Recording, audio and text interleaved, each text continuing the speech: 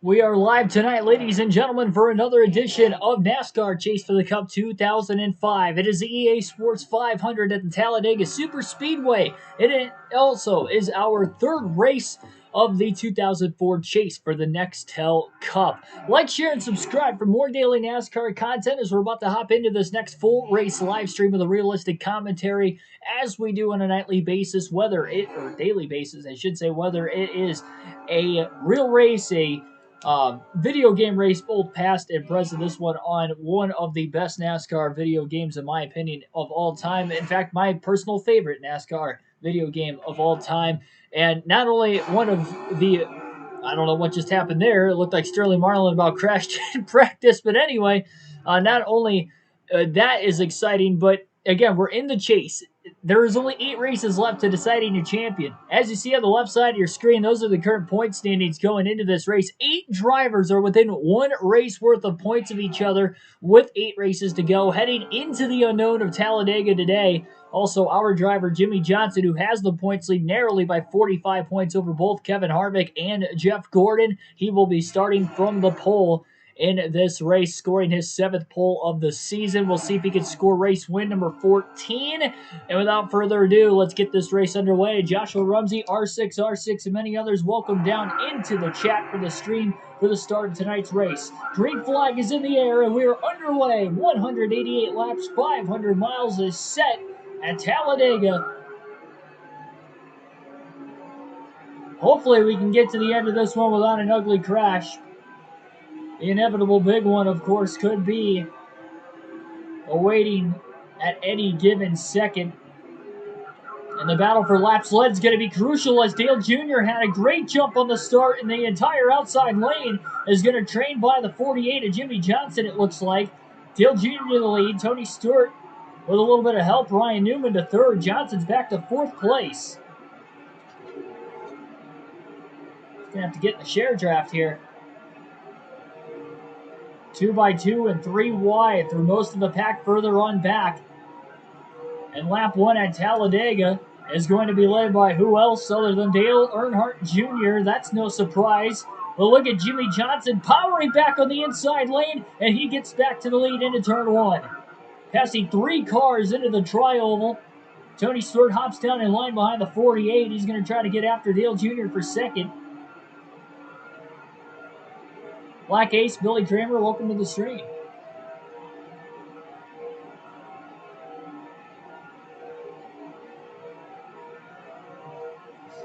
Definitely going to want to lead as many laps as possible this late in the season, especially. 7 races to go following this one in the quest for the championship. Jimmie Johnson trying to get his first. He's had a historic season so far with 12 wins. And then a non-points paying win back in the Daytona Duel race at the beginning of the season as well. And now he'll receive 5 bonus points for leading his first lap of the race at lap 2 despite starting on the pole. So Dale Jr., Jimmie Johnson each have a lap led. Tony Stewart almost gets to the inside of Johnson that time.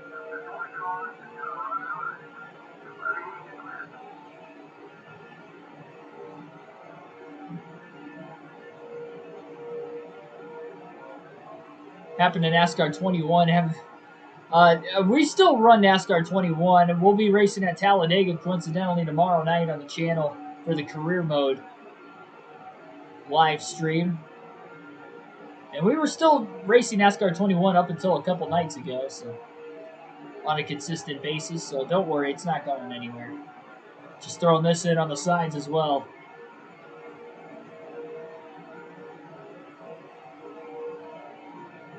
I couldn't get the Richmond race uploaded in time for the career mode, so that's why we ended up running this race. We just flip-flopped the dates, but I tried to let you guys know a few hours ago down in the community tab section of the channel, posting the weekly streaming schedule for this week. Everything should be according to plan going forward.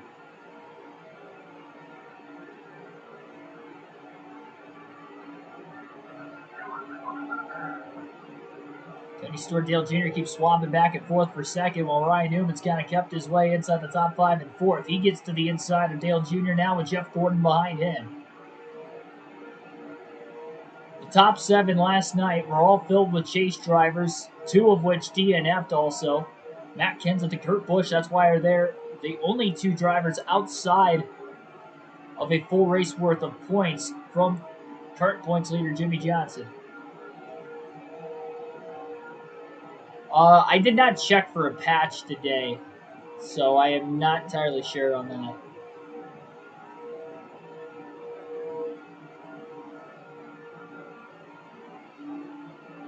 Already heard from Georgia fans that Michigan's got. They sound cocky.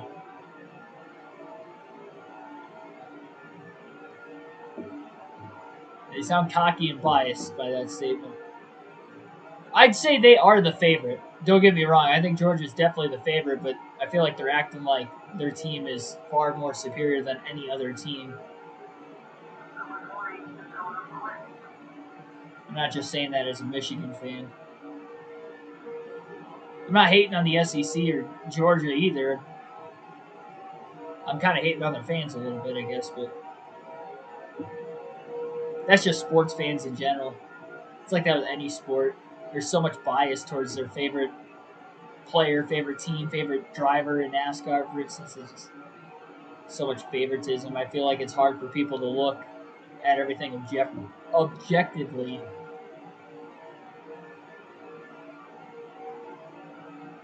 Ooh, Tony Stewart scrapes the wall in the middle of the tri-oval. That's going to stunt his run out. 7 laps in. Field's starting to slowly space apart. The top 6 or 7 cars kind of pulling away right now.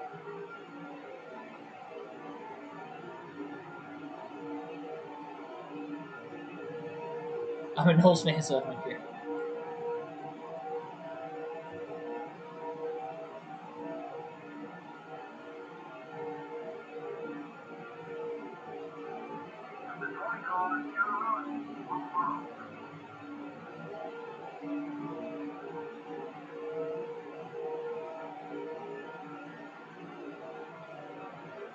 Jeff Gordon's clawed his way up to 3rd. I believe that's Kurt Busch in 4th place as well. Kurt was running in the top 5 all of last night at Dover until he unfortunately blew an engine in the second half of the race, which dropped him back to a 40th place finish.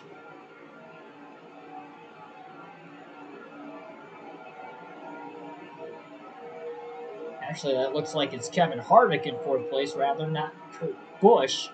Drafting on the inside behind Jeff Gordon for the meantime. Get Harvick and Gordon tied for 2nd. Harvick has a tiebreaker.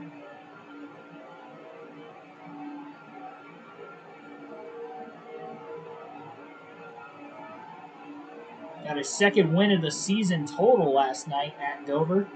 Caution came out 2 laps to go from debris on the backstretch from Joe Nemechek's hood, which ended the race. And they were just shy of getting to the white flag. No cautions come out in the final lap of this game. And that would have been chaotic with debris on the backstretch if they would have gotten to that white flag before the caution wave, that they would have had to race it out.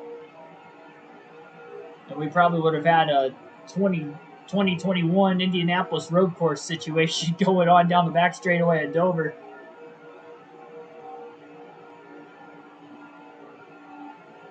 That could have gotten ugly.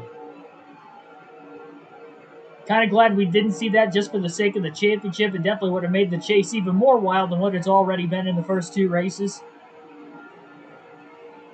That first Dover, or that second race at Dover, though, definitely the better of the 2 by far so far. But Talladega definitely has some makings to even beat that. Pretty calm for the most part outside of the first 2 laps of the race. They've really settled down as we got into lap 10. Oh boy, that was a big block. Johnson on top of his teammate Gordon. Going to try to make sure, especially that the 24 and the 29 don't lead laps, if at all possible. We know Dale Jr. already led lap 1. He's falling back outside the top 4.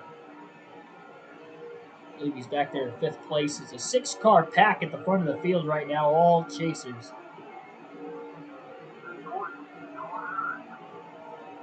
Pro Champ Skills, welcome to the stream.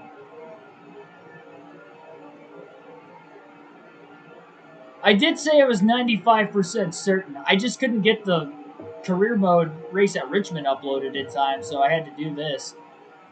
I'll let you guys know down in the community tab, like I think it was like 3 o'clock when I posted it, that I posted it then, that I had that feeling that I wasn't going to get it. I could have gotten it up in time, but I didn't want to upload it like an hour or two beforehand.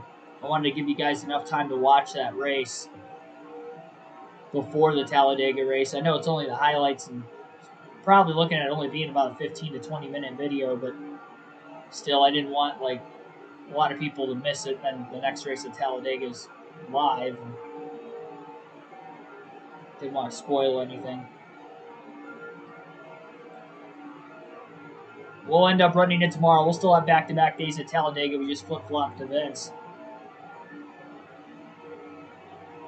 This, I'd say, is the bigger of the two races, considering, again, it is far later in the season. And in the postseason at that. Not very aggressive moves by second, third place. I don't know if they can't get as big of a run on Jimmy Johnson. What the case is exactly. It's like Gordon's backing off a little bit. He's going to try to get a run on the 29 of Harvick. Harvick pushes him. To the outside goes Gordon. Johnson's going to stay low for right now. I don't think Gordon's alongside the 48 yet. No, he is not. Harvick will get to the inside of the 24. Just milk straight from the cow's udder. Welcome to the stream. That sounds disgusting. Absolutely disgusting.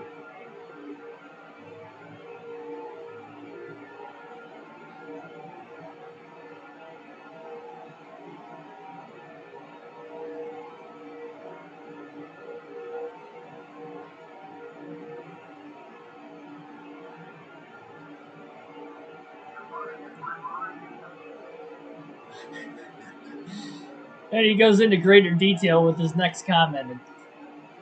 Unbelievable. I had to fake Jimmy Johnson and Kyle Larson in separate videos, separate live streams over the past 24 hours since we last streamed too. What the heck is going on?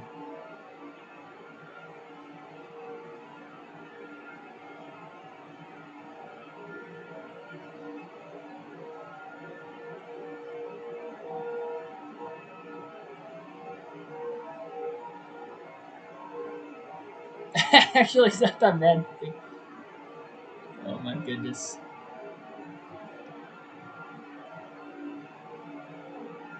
I just can't even picture that. I don't want to picture that.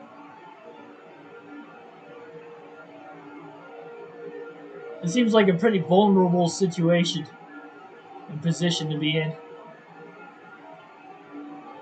The cow just decides to like lay down.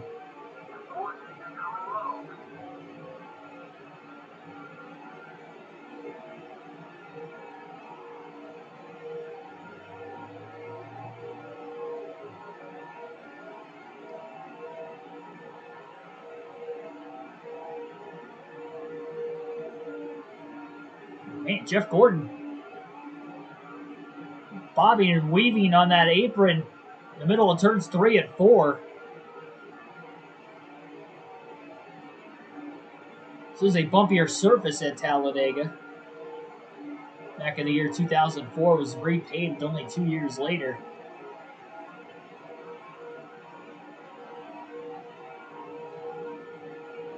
I feel like you'd die if you actually did that, by the way. I don't think you can. That's got to be lethal.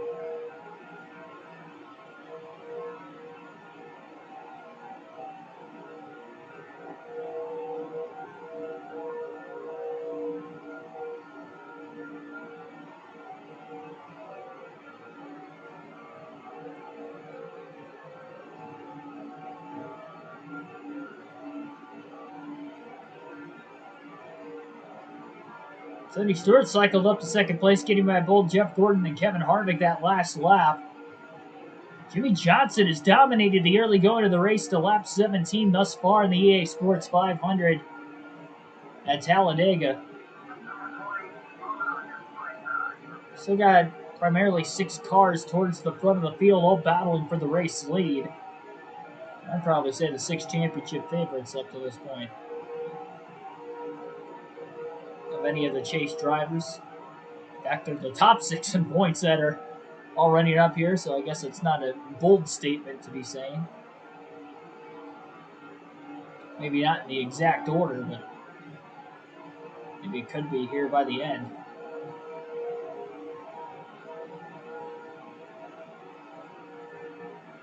Seen 3 cautions total last night at Dover. I'd have to imagine we'd see more here today at Talladega, though it could be wrong.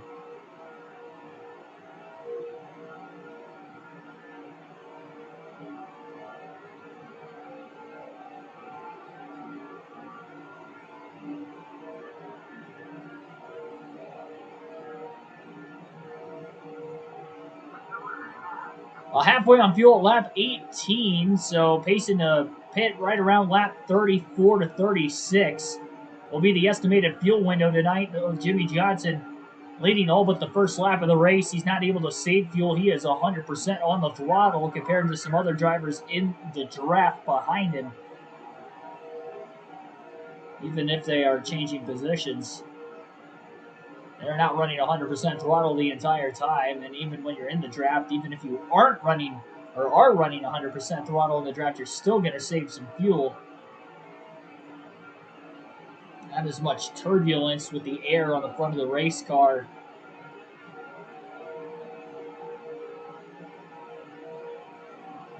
Helping save fuel mileage.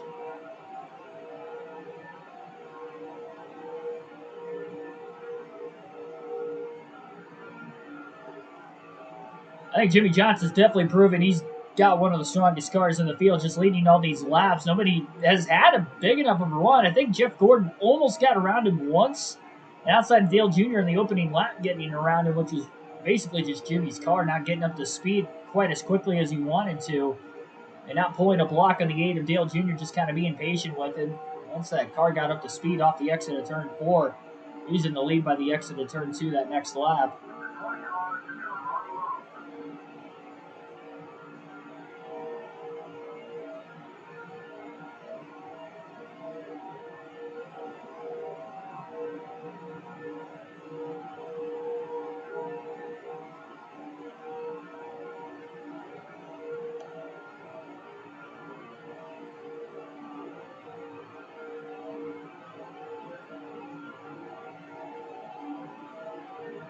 Speaking to the big one as well, we saw one bad crash at Dover last night. Rookie Scott Riggs in the 10 got loose off the exit of turn 2, slid up into Joe Nemechek, who was on his outside. Pinched Nemechek hard enough into the wall at such a force that the rear tires came up off the ground and slammed back down on all 4. A very near flip on a short track of all tracks at Dover, although we have seen flips there before in recent memory, but only dangerous crash there, and those were at those speeds. Now we have speeds of nearly 200 miles an hour. Already seen Jimmy Johnson just out in front of the pack, hitting about 195, so just imagine in the draft what he could possibly hit with this fast, low Chevrolet.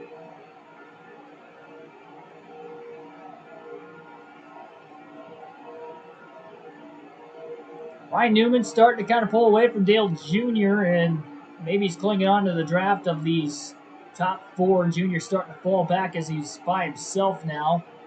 Not really able to stay close enough in the draft behind the 12 of Ryan Newman. We'll definitely have to see how these green flag pit stops are going to work itself out. Probably going to have a little bit of a tire strategy here for Jimmy Johnson's sake. I'm taking right sides only under the first stop of the day. Trying to get himself out maybe with a bigger lead. Again, definitely want to lead as many laps as he possibly can. I know he's led a lot early on, but he'd like to make sure that he is going to get back out in front, cycle back through when we hit those first set of pit stops in about 10 to 15 laps. 11 people watching right now. Hit that like button, everybody, and again, subscribe for more daily NASCAR content. Just 2 subscribers shy. of 1.3 thousand coming into this stream tonight. So we definitely got really close by the end of last night's stream. See if we can get there by the end of the 500-mile extravaganza tonight at Talladega.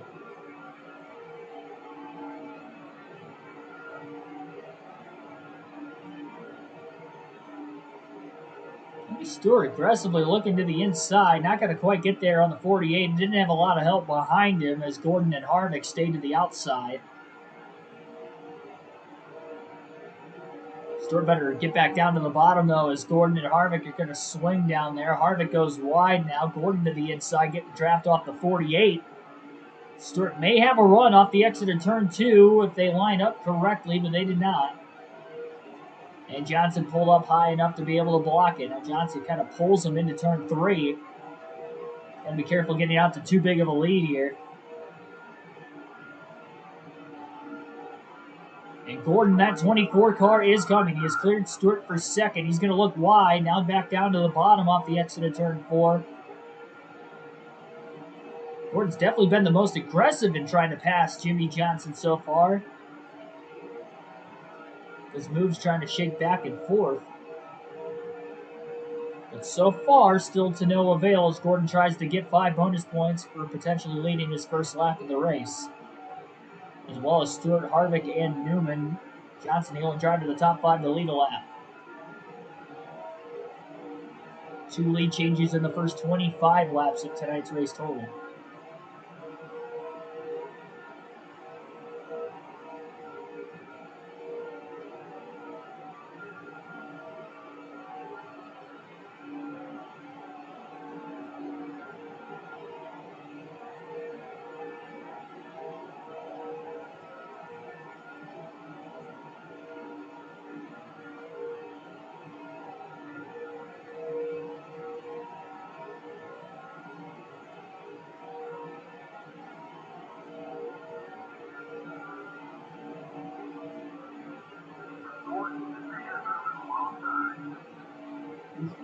It was a good fake by Gordon.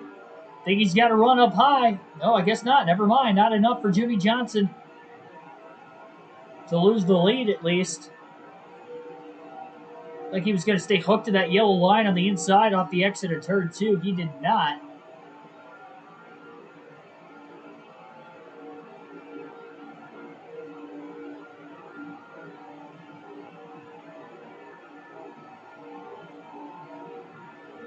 Yeah, Chiefs are starting to get hot now.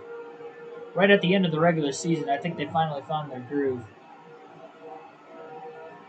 I need Cole Beasley to go off tonight if we're going to win in fantasy. I'm 8-4 going into this week. Obviously, it's getting down to crunch time on the season. I'm only game out of first, but the leaders play each other this week, so I'm still going to, if I win, I'm going to be a game out, but if I lose, I'm going to be 2 games out. I'm in a 3-way tie for third place coming in to this week. But I'm down by 5 points right now. I got Beasley, but he's also got the Buffalo Bills defense. And I have a feeling that they're going to score some points, so Beasley better have at least a decent game tonight. He's probably going to need maybe about a dozen points for me to feel somewhat comfortable enough that I could squeak out a victory. It's going to be really close.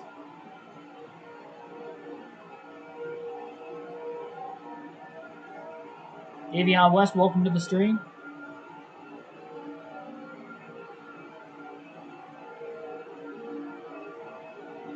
That's a big game, too, considering that the Patriots and the Bills are within a half game of each other for the division lead.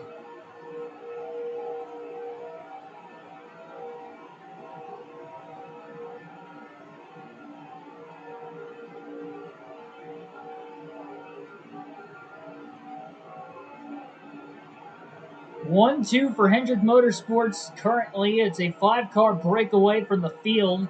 That includes Jimmy Johnson, Jeff Gordon, Tony Stewart, Kevin Harvick, and Ryan Newman.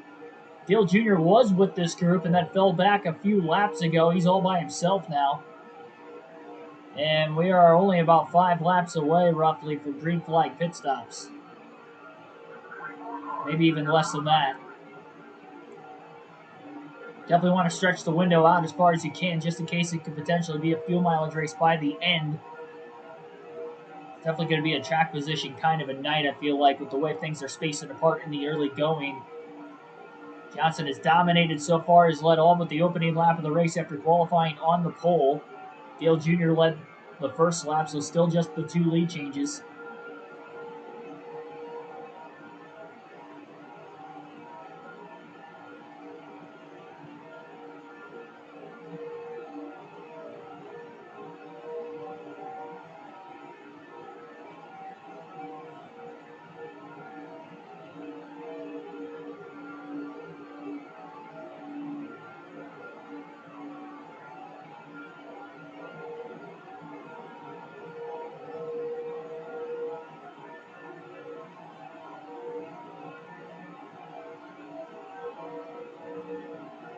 Snow in Buffalo. Well, that's only going to play into the guy I'm playing in fantasy football this week, having the Bills defense. I have to imagine there's going to be some turnovers if there's some significant snowfall. A snowy game's always fun to watch, though.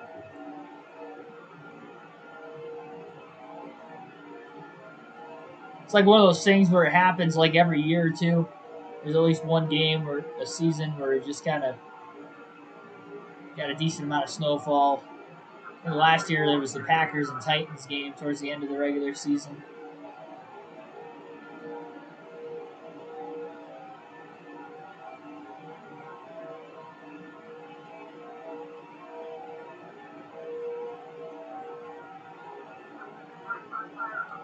Right front wearing out just a little bit for Jimmy Johnson right now. He's got about an 1/8 tank of fuel left at lap 31 off turn 4. Just waiting to see if anybody's going to pull out a line to make their pit stop. Nobody of the lead cars, the top 5, are going to make their way down this time. Definitely want to make sure you pit with somebody so you don't lose the draft potentially.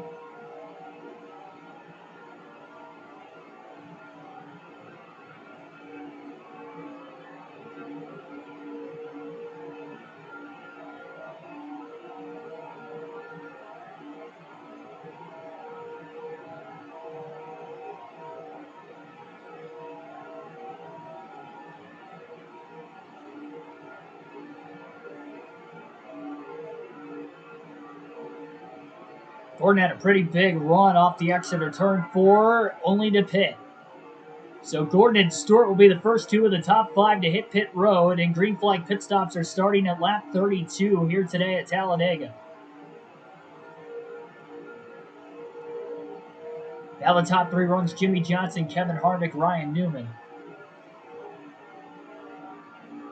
Johnson could probably go to about lap 34 to 35. He's definitely going to stay out this time by.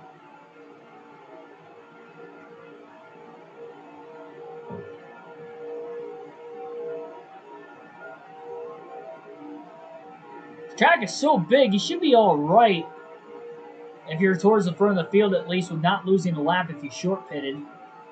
Again, in case it's a potential fuel mileage race, which we've seen with these super speedways on this game. That's how Kevin Harvick. Sorry, not Kevin Harvick.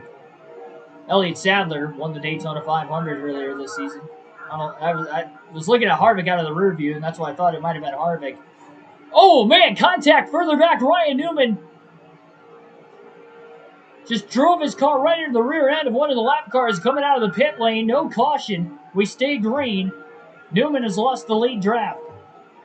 And he's probably got significant damage to the front of his race car, probably significant damage to the back of whoever else's race car he just ran into. It's hard to tell who it was. Harvick got picked by Kurt Busch. Caught him in a bad spot. Johnson pulls away a bit more. And Jimmy will stay out one more lap. And he'll pit next time by at lap 35.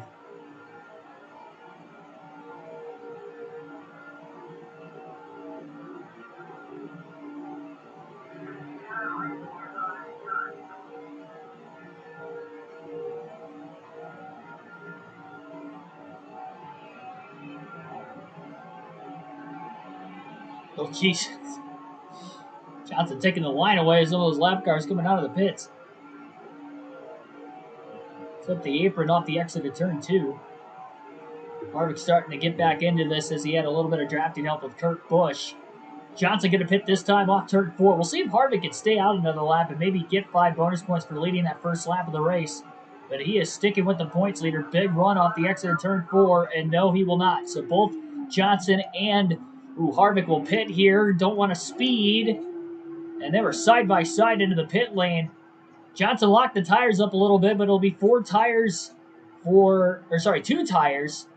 a full tank of fuel for Jimmy Johnson. It'll be right sides only for the 48 crew, trying to make a fast, clean stop. And look at that, Johnson and Harvick are right next to each other in the pit stalls as well. Only adding more to the entry. Oh, caution's out. For the first time today, caution's out in the middle of green flag pit stops. Oh, Newman got turned! Coming into the pits. Couple cars out in the grass on the front stretch. What happened there? The 103 car kind of right hooked the 12 of Newman, who may have had an issue after piling into the back of one of those lap cars coming out of the pits a couple laps prior. So we get our first caution of the race today. This will bunch the field back up. DB Forever 85, welcome to the stream. I didn't get a chance to really look at many of the bowl games of who's playing who, so I don't really have an answer for that question. Outside of the playoff games, obviously I'm looking forward to the Michigan-Georgia game, being a Michigan fan. Green flag back in the air. Quite a few drivers trapped the lap down with the caution coming out in the middle of green flag stops. Johnson restarts from the lead and gets a great launch going into turn 1 as they fan out 2 and 3 wide behind him. So our first caution of the day, that's stricken at lap 35. Oh my goodness, 3 wide right behind Johnson down the back straightaway. This is not a good position to want to be in. He's trying to hang on. A lot of lap cars trying to get back on the lead lap, and lead lap cars trying to battle for the lead as things have really, really spaced apart. This is absolutely nuts. Running order shaken up a bit.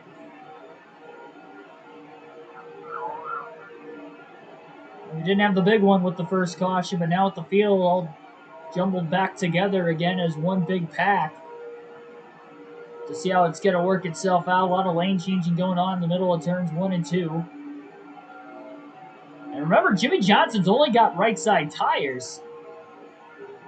If he would have known the caution was going to come out, he would have taken 4, but caution came out after he was in the pit lane. Now, good thing is, it came out before he hit the commitment, or it came out after he hit the commitment line, so he was able to service the race car. No penalty for Johnson. That's why he restarts actually as the race leader. Kevin Harvick, I'm sure, is right towards the front of the field as well, so that really, really panned out for both of those guys.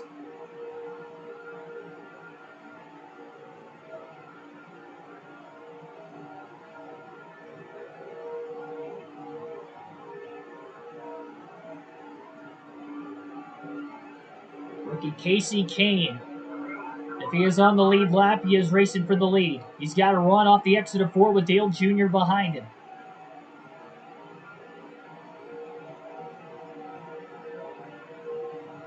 Oregon, Oklahoma would be a good matchup. Always like watching the Rose Bowl, no matter who's in it. Utah and Ohio State are in it. I did see that.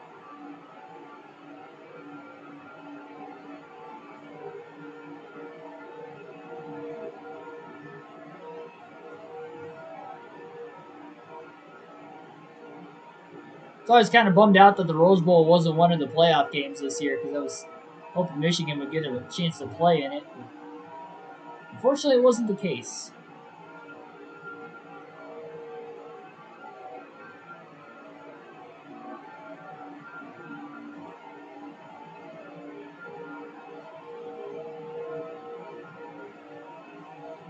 They're playing in the Orange Bowl, if I'm not mistaken.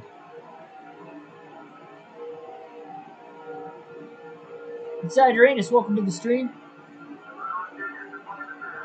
Dale Jr. trying to pass the yellow line. He was hugging it at about half his car below for most of turns 3 and 4, kind of like Jeff Gordon did a couple times earlier in the race for that first caution. Oh, Jr. scrapes the wall in the middle of the tri-oval, left front tire down into the yellow now for Johnson. And he did lock those tires up coming into the pit lane for that green flag stop right before the caution flag. And oh man, that was a big block on Casey Kane off the exit of turn 2. Almost got to the inside of the 48. Might have even lifted to let him in line. Very risky. It was Kane and Johnson who battled back at Daytona in that dual race for the win, and Johnson had the upper hand that day. Oh, and Kane just clipped the left rear of Jimmy Johnson off the exit of 4. Jimmy didn't even try to block him that time. That stacked up a lot of cars back behind the 48. Out to two-car breakaway between Johnson and Dale Earnhardt Jr. Wow, that just completely stacked the pack up. That could have been the big one right there. That's just a two-car draft. Look how far back they fell. There's going to be a lot of energy coming from that big pack compared to just 2 cars, I'd have to imagine, at the front.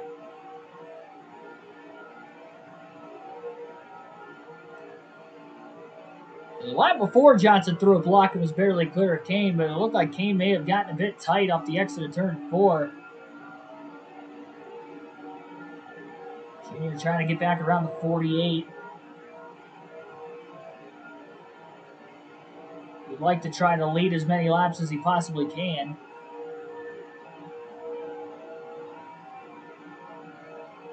Junior maybe dropping back, trying to get a run.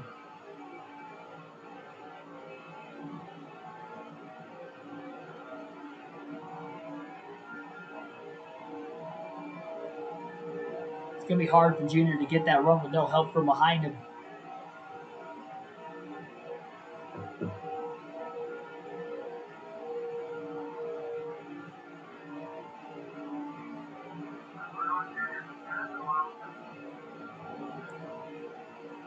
So Johnson pitting at lap 35. He can make it to at least lap 70, maybe a bit further, only because he had those 3 caution laps as well.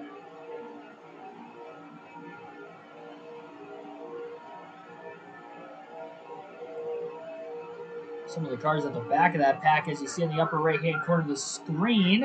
The track map was starting to fall back a bit. Dale Jr. to the inside of Jimmy Johnson. Big side draft and now a big block down the back straightaway for the 48.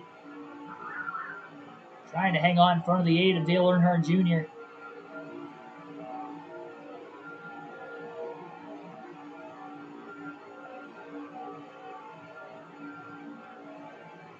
Dale Jr. got really loose. Came off that transition from the banking to the flatter surface down on the apron in the middle of the corner. Almost lost control of his race car.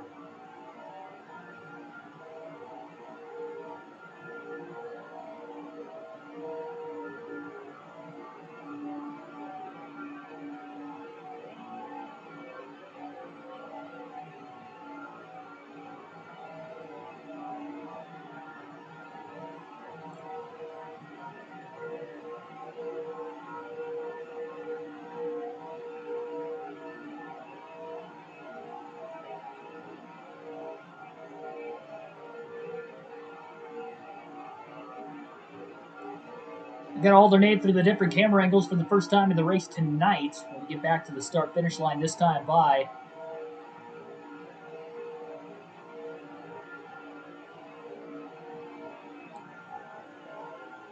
Lap 48 of 188. The Talladega Superspeedway. Oh boy, that was a big block by Johnson. He slid up the track on corner entry and was barely able to cut down in front of Dale Jr.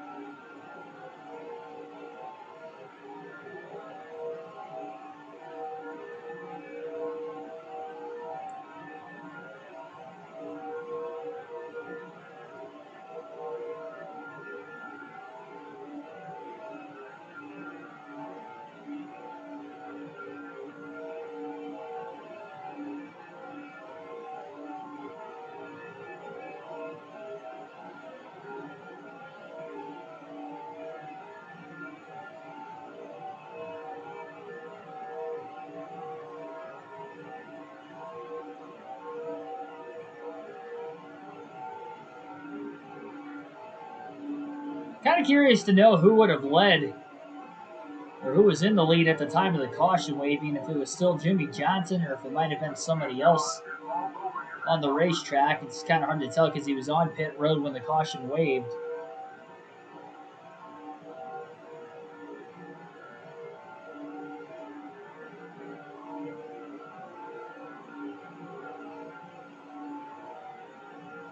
Tell you what, though, Dale Jr. and Jimmy Johnson, they're kind of maintaining. They're way ahead of the pack. Pretty good for the most part. And we have made it to lap 50 now. Can't tell if that's one car coming out of the pits or if they're actually on the racetrack up the way. Definitely running off the pace, that is for certain. It looks like they may just be coming off of pit road. Oh, Dale Jr. got to the outside of Jimmy Johnson. That was Mark Martin who came out of the pits. Down on the apron of the track. Johnson trying to go all the way down low. Not sure if Dale Jr. is still side drafting him or not. They are side by side getting into turns 3 and 4. Jr. still there. Johnson is on the bottom. This is definitely going to slow these two guys down a little bit more. Running side by side like this.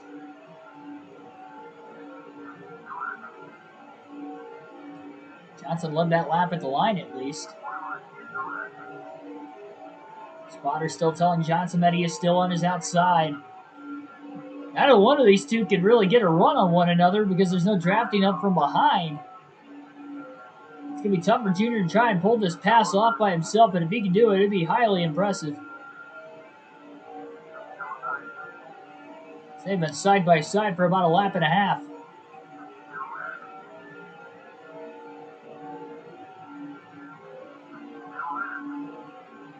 This is insane. And Junior may pull clear. Into the tri-oval. He has the bumper out in front. Johnson going to go up to try and side draft him a bit more, and Dale Jr. will lead lap 51. His second lap led of the race. But they are still side by side into turns 1 and 2, despite the fact Junior had the nose out in front. Johnson trying to go up and side draft the 8 once more.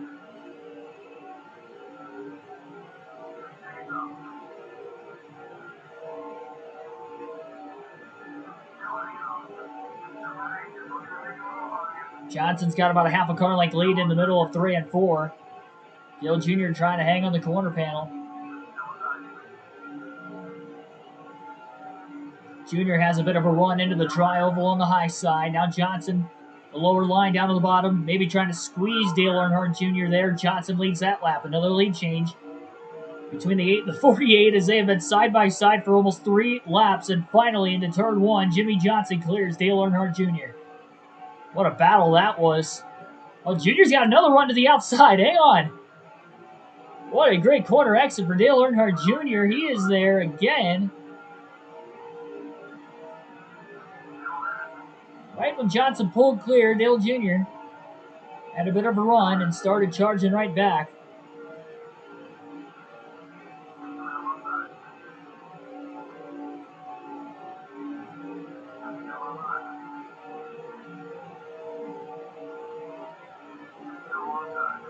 Johnson definitely has the advantage on the bottom, you would have to think.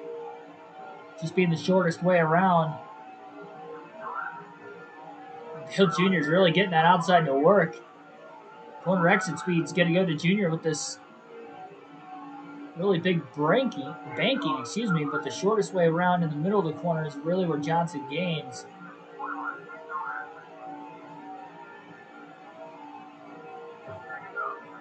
About as good of a 2-car battle at Talladega as you can have right now between Jimmy Johnson and Dale Earnhardt Jr.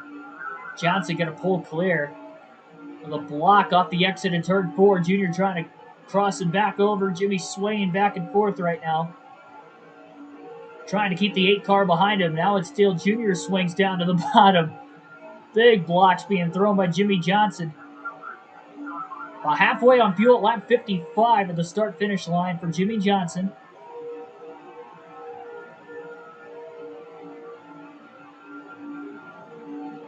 Dale Jr. going to try to find a way to get back alongside the 8. Mason Gutterman, welcome to the stream.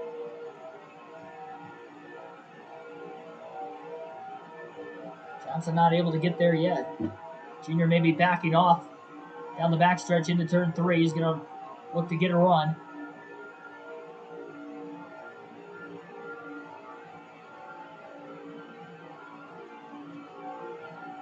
Looks wide off 4. Johnson basically turned the car right.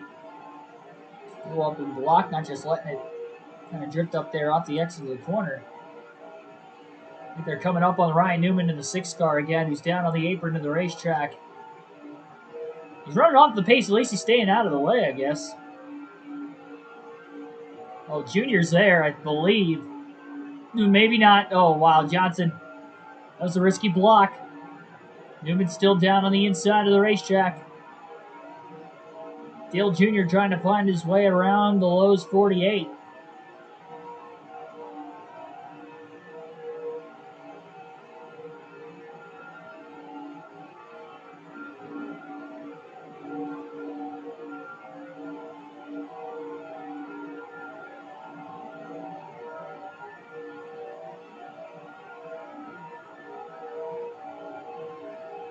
We'll go back to the normal camera now. Well, the far chase cam, that is.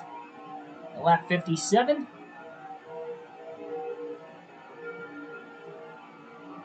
Two-car breakaway from the pack after Casey Kane, a few laps after the restart, had kind of clipped the left rear of Jimmy Johnson off the exit of turn 4. Johnson kept his car fairly stable. Dale Jr. was on the outside. He made it through, but everybody checked up behind Kane, who got loose. That is what has led to the two-car breakaway, and these potentially could be the 2 fastest cars in the field. And they've just kind of drafted and maintained their way ahead of the pack for now. We've had 1 caution up to this point, back at lap 35 for Ryan Newman getting turned. I believe Newman was trying to get to pit road after he had made contact with the lap car a couple laps prior to that. Heavy damage to the front of his race car.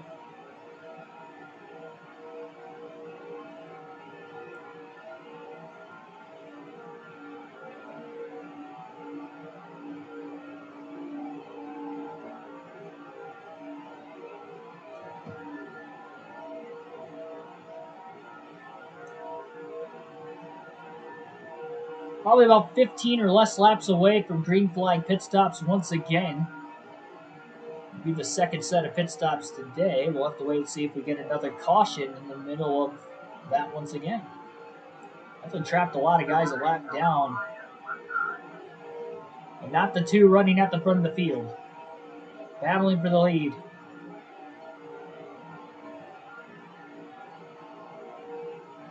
I feel like just watching Dale Jr. and Jimmy Johnson battle for the lead at Talladega right now has to be what it was like to watch super speedway racing back in the 70s, and prior to that, watching David Pearson and Richard Petty go back and forth on the racetrack.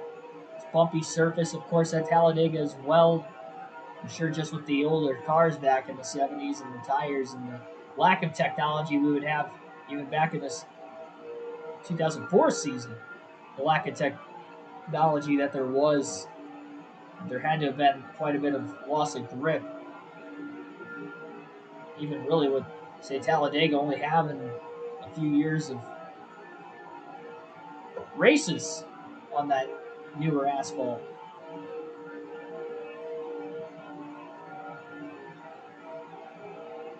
Still only 3 likes on that stream so far, so definitely hit that like button if you haven't already. Again, subscribe for more daily NASCAR content. Just over 100 laps to go at the Talladega Super Speedway. 7 races remain after this one in the quest for the championship. Jimmy Johnson has absolutely dominated the day. He is looking to get the most laps led just in case something happens here towards the end. Jeff Gordon won the Aaron's 499 at Talladega earlier this season. Johnson finished a close second place, but it was a 1-2 finish for Hendrick Motorsports. I have not had much success in the super speedways on this game, and of the points races in general, I'm honestly trying to think of if I've ever even won on a super speedway in this game. I know I haven't won at Daytona. Busch Series 0 for 2, Truck Series 0 for 1, Cup Series 0 for 1, or 0 for 2, excuse me. I know we didn't win at Talladega in the Cup Series. We didn't race there in the trucks. I can't remember if we had raced there in the Busch Series or not. Well, we did race there in the Busch Series, but I can't remember if we won that race or not. And if we did not win that race, I've never won on a super speedway then with these full race live streams on this game. So potentially today could be a first.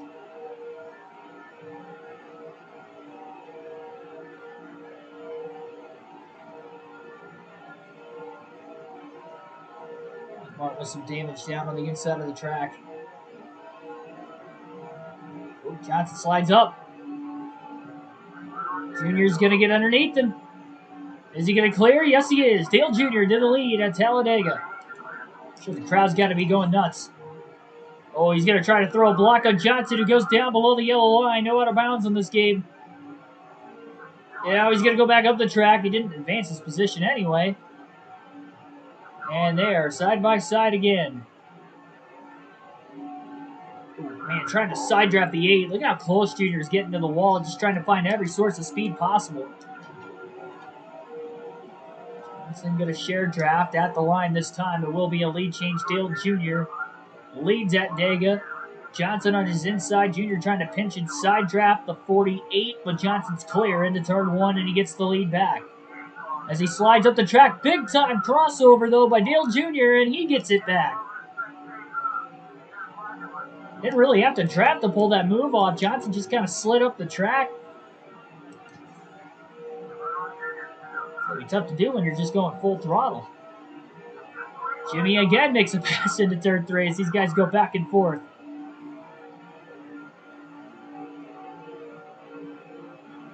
Using the drafting and side drafting advantages to their abilities.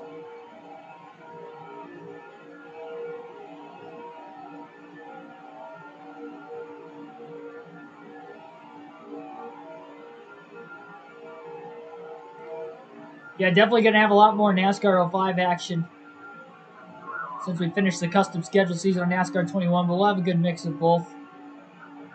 Junior not going to clear. No, he is not clear. Johnson's still there on the outside. Now he's trying to side draft the 8. Oh, my goodness. Johnson's on the outside. Dale Jr. on the bottom. He turns 3 and 4. Junior's clear with ease. Curious as to if these two will end up pitting together. Johnson's going to slingshot back by Dale Jr. in the tri-oval again. Oh, and Jr. gets into the wall in the middle of the tri-oval, and we'll see if he'll be able to stick with the draft of the 48. I think he will. He didn't lose too much momentum. Not as much as he could have lost.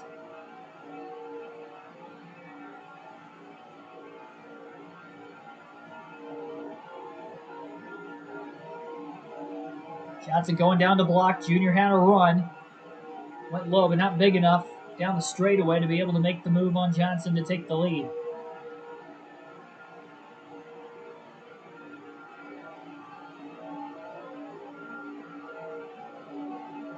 I think the 4 fresh tires for Junior versus only 2 tires for Johnson is definitely making the difference in why Junior's able to pass with really no help behind him.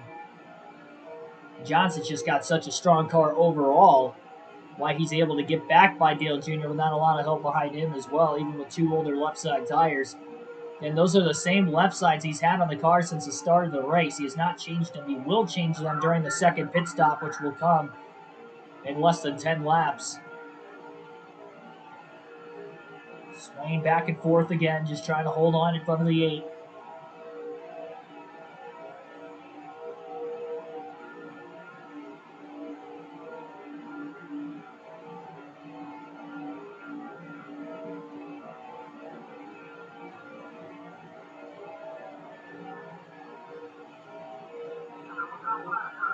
Green flag pit stop starting this time by lap 66.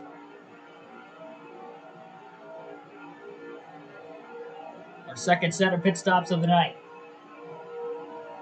Still a few more to go after this one. Dale Jr. and Jimmy Johnson stay on the racetrack that time, and they stay tandem 1-2 together.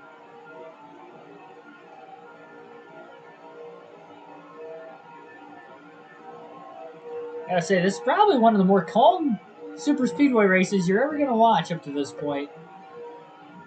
I know we had one caution already, but it was just a kind of a single car spin. Newman got turned. Dale Jr. looks to the bottom, and that's because he's pitting. So Dale Jr. pits off the exit of turn 4.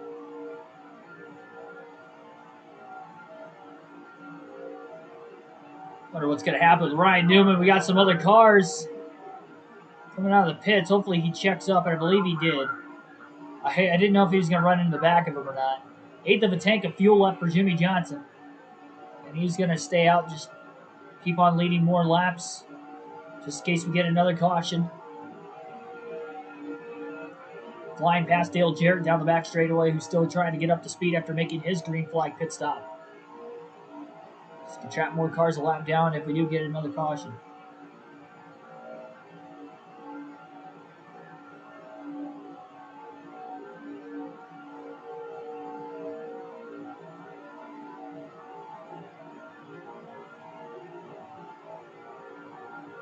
Johnson last pit at lap 35, but he had a caution. So a few caution laps to try and help save fuel as well.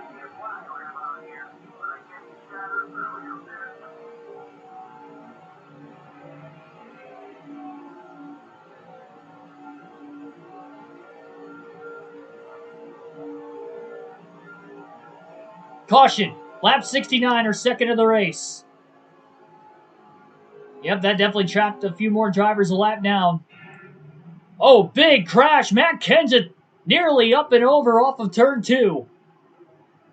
Looked like the car slid out from underneath him. I don't believe he had any contact. Oh my goodness, what a hit.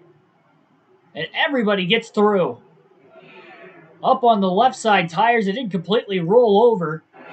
But we do get our second caution of the race. Jimmy Johnson will now pit during the caution.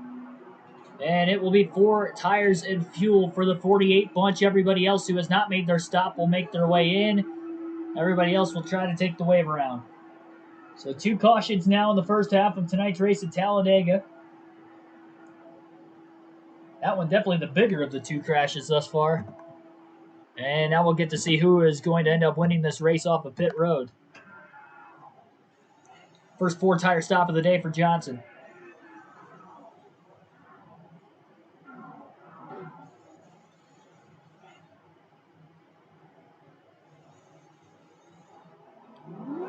And I believe he got it. Jimmy Johnson wins the race off pit road, though we'll see if he'll actually restart as a lead or no.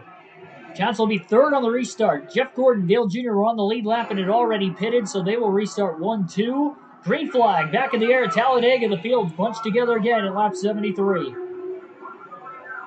Dark Tripdale, welcome to the stream. Johnson trying to get a run as he gets up to speed. Oh my goodness, almost clips the 21 of Ricky Rudd as he tries to get underneath him. Rudd falls in line behind. The top 4 are pulling away as they get up to speed now down the back straightaway. Kenseth's still in the race. Despite bringing out that last caution. Jimmy's probably going to need some drafting help. He's going to let Kenseth get underneath him into turn 3. Kenseth is somehow still on the lead lap as well. Johnson falls in line between Kenseth and Rudd. This is as far back as Jimmy has been in the race today. And he is going to tandem together with Matt Kenseth to try and catch the top 2 for position on those 2 lap cars that run with Jeff Gordon and Dale Jr. Not sure if Gordon's led a lap yet today or not. Jr. led that one at the line, but Gordon could be looking for 5 bonus points potentially. Flip 500, welcome to the stream. Thanks for the compliment on the hat. I want to get a black one like this. I never really gave myself the chance to yet. It's like Brian Vickers has quite a bit of damage. I wonder if that was the car Ryan Newman hit earlier in the race. Here's Vickers working together. And Kenseth and Johnson are making headway. They're really pulling away from the pack further back behind him.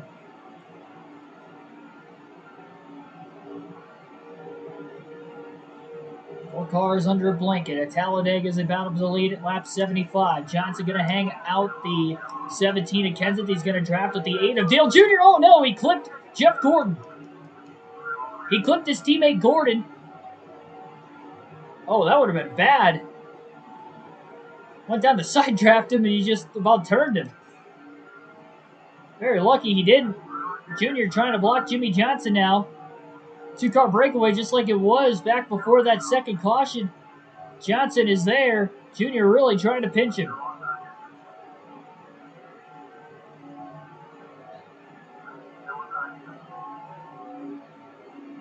And Junior hangs on to the lead.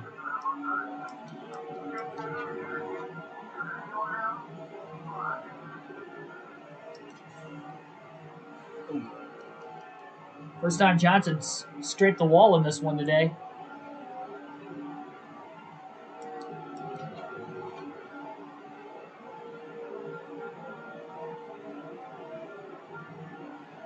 See if he can get a run down the back straightaway on Dale Earnhardt Jr. He's going to have a really big run. Junior didn't even attempt to block. Jimmy Johnson to the lead at Talladega.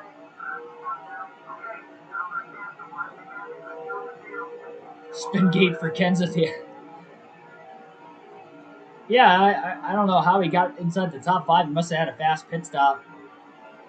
Definitely had some damage on the back of his race car still, so I don't think they even attempted to repair it under the caution. Santiago Kid, welcome to the stream. Let's go Jimmy Johnson. Yep, Johnson to the lead, lap 77. The restart at lap 73. He's been able to go 35 laps on fuel, and he pitted under the caution, so expecting I'll have 108 for Johnson's next pit stop if we go green long enough to get there. Haven't had the big one, though. That was definitely a scary crash with Matt Kenseth getting up on 2 wheels, but him being inside the top 5 is pretty amazing, all things considered.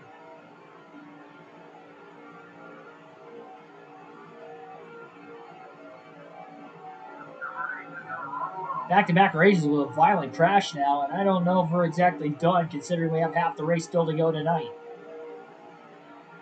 Junior might have finally faked Johnson out. Nope, not quite. Still backed up behind him.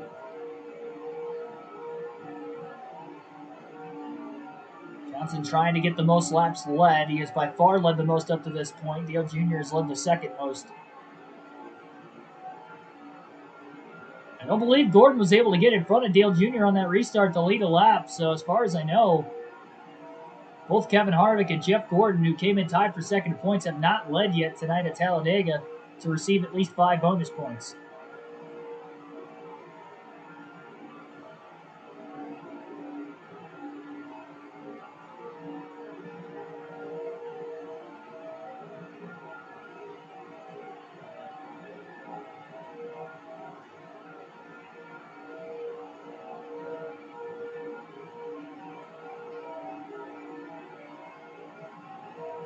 Well, the restarts have been crazy today, but as far as that goes, haven't quite really had a giant pack together to really have a big one either, except for on the restarts. It really gets strung apart. Well, there we go. Caution's out. That might be the big one. Lap 79, our third caution of the day, second within the last 10 laps.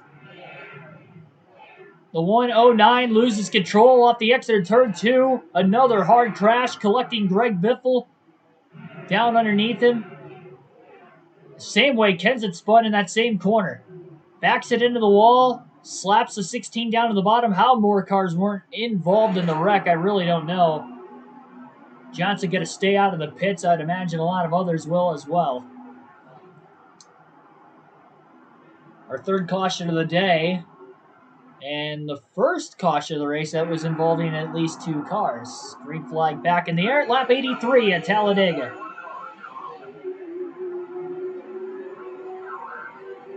Johnson got a good launch on the restart that time. A pull clear the 41 of Mears. Mears pulls up in front of Dale Jr. now. Sadler to the inside. He may be a lap down.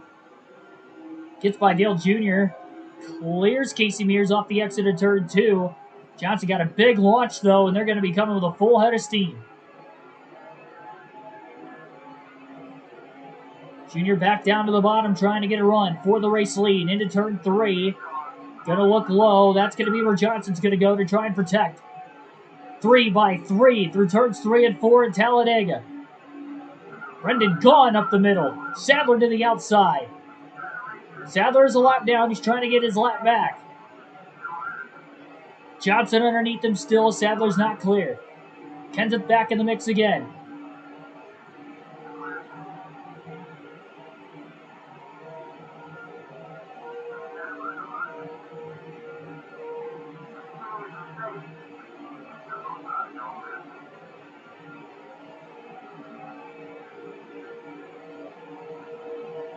I wonder if this could potentially be the restart where nobody really pulls away from one another. Yet to see that today. Clean restart thus far. It's just crazy looking out of the rear view, just seeing all these cars scattered. Nearly 3 wide for third place. Kenseth up to second, trying to lead a lap after nearly barrel rolling in a single car crash at lap 69, 15 laps ago.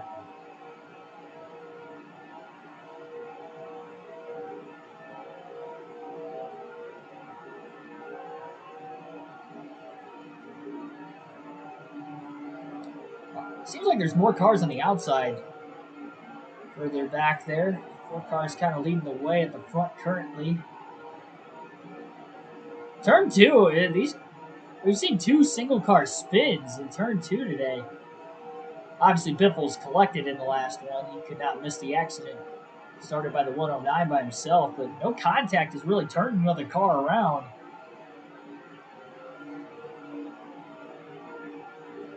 A little easier to happen, though, on a bumpier surface. Talladega was back in 2004. Especially with these Gen 4 cars, a lot less downforce in these cars than what the current cars have.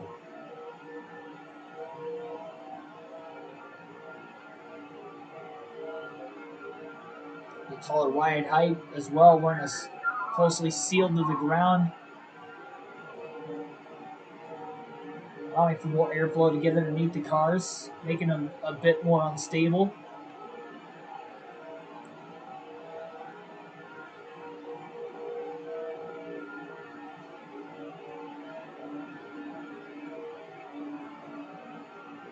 Oh, Kenseth's got to run off turn 4 to the inside of Jimmy Johnson for the lead. Kenseth trying to get 5 bonus points. He had a DNF with a blown engine and was involved in an accident today as well. Oh, big side draft by Johnson at the last second to lead the lap. That was close. Jimmy had it, so Kenseth's still trying to get 5 bonus points. He's going to battle hard. Dale Jr. going with Jimmy Johnson so far. Kenseth not clear yet. Junior down to the bottom. Jimmy Johnson pulls clear the 17. Kenseth, that was his best shot to lead in this race, and he was just shy of being able to do just that. Kenseth's going to hang on down on the bottom again. Johnson going to protect and not let a car get underneath him. Dale Jr. trying to get to the outside of the 17. Wasn't going to happen.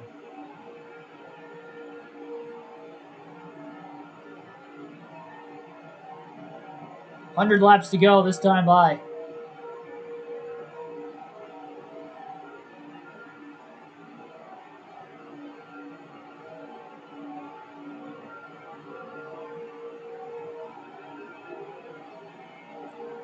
I don't know how that 17 car still got as much speed as he does.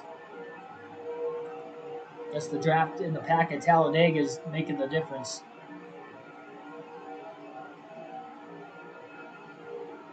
Especially with a fast race car behind him, helping to maybe get a little bit bigger of a run. That would be Dale Jr.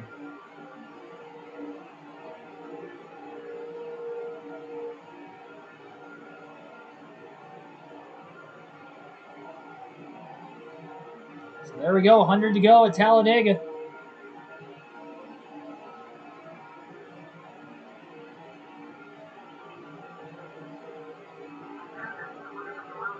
Benson trying to get low off turn 2, not going to happen. Big run on the outside coming from a Chevy of Dale Jr. and the Dodge of Kane. Johnson's still worried about Kenseth down on the bottom. 3 manufacturers run inside the top 4. Been a Chevy-dominated season.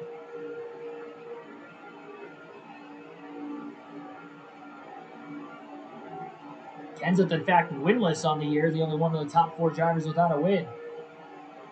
My favorite movie? I don't really know. There's a lot of great movies out there.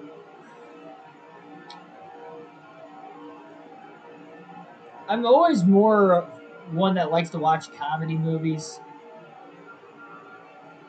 Whether it's, I haven't watched too many movies current.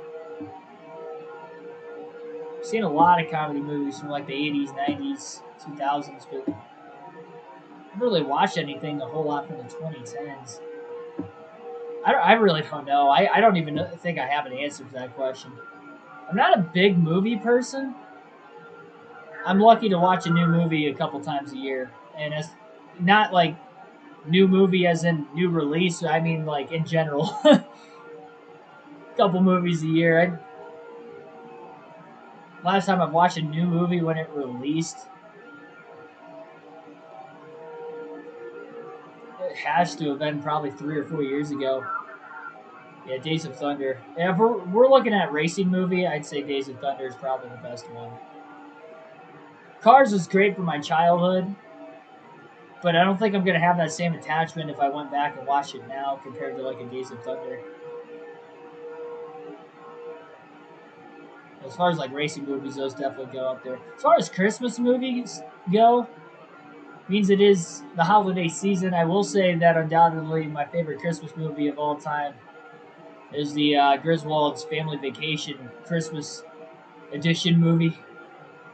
That's definitely up there. That kind of goes along with the comedy too, though, because even the original Griswold's Vacation movie is pretty funny. But the Christmas one, probably my favorite Christmas movie of all time. We use so many quotes from that movie every single year. Usually, obviously, around the holidays. Dodgeball is up there. Honestly, Dodgeball is probably one of my favorite movies. Can't go wrong with Waterboy or Billy Madison as far as Adam Sandler 90 movies go. Those are probably my two favorite of his.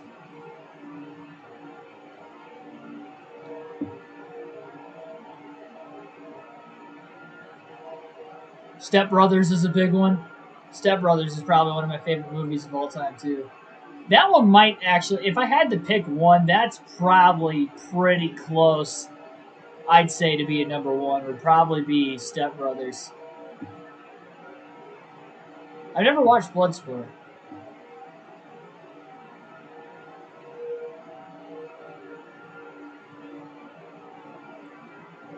Nearly 3 wide for second place up the exit of turn 2 that time. Dale Jr. in the middle as he's fought his way to second, now looking for the lead. Kenseth back to fourth, Kane up to third, blocking the 17. So 48 blocks the 8. Might be a little easier for Jr. to get a run with more cars behind him now.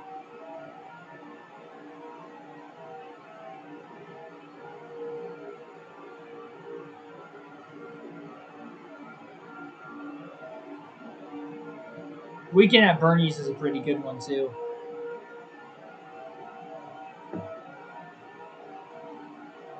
The Goonies.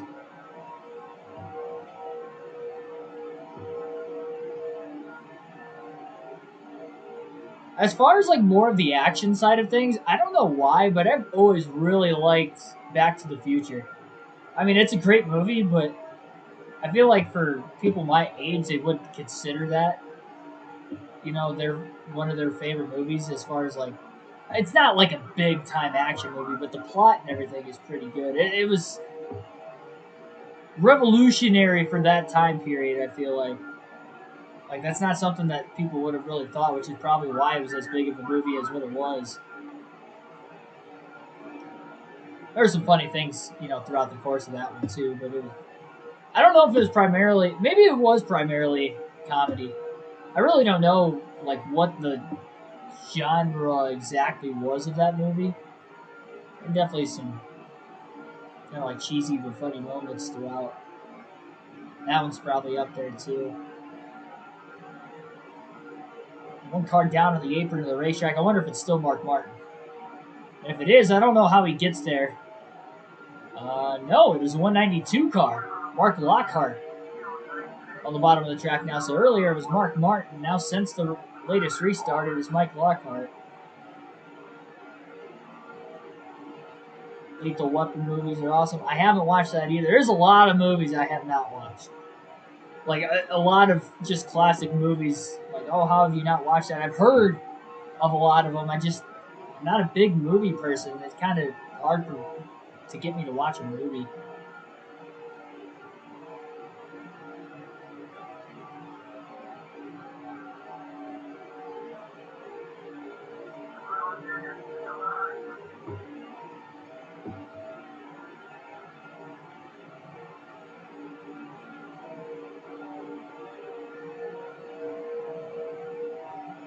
Junior just has not been able to really get that run on Jimmy Johnson, even with a couple cars in line behind him. Favorite Christmas movie is Die Hard. I've never watched Die Hard. The original one, at least. I've never watched the original Die Hard. From start to finish, I should say. I have seen it, but I don't think I've watched it from start to finish. There's only a couple things I could probably pick out from the movie that I can actually vividly remember. That's like my grandpa's favorite movie too. Like Christmas and non-Christmas related, like that's like one of his favorite movies. So if you heard me say that, he'd probably flip out of his chair. You ever watched Die Hard?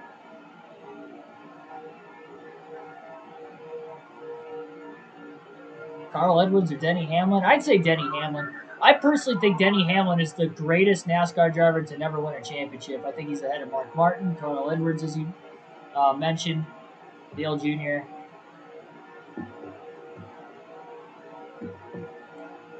Probably, I would have to imagine that's pretty close to the top four. Yeah, I guess Davey Allison would be up there too. Davey Allison's kind of like a more of a what could have been. Well, I assume he would have won a championship.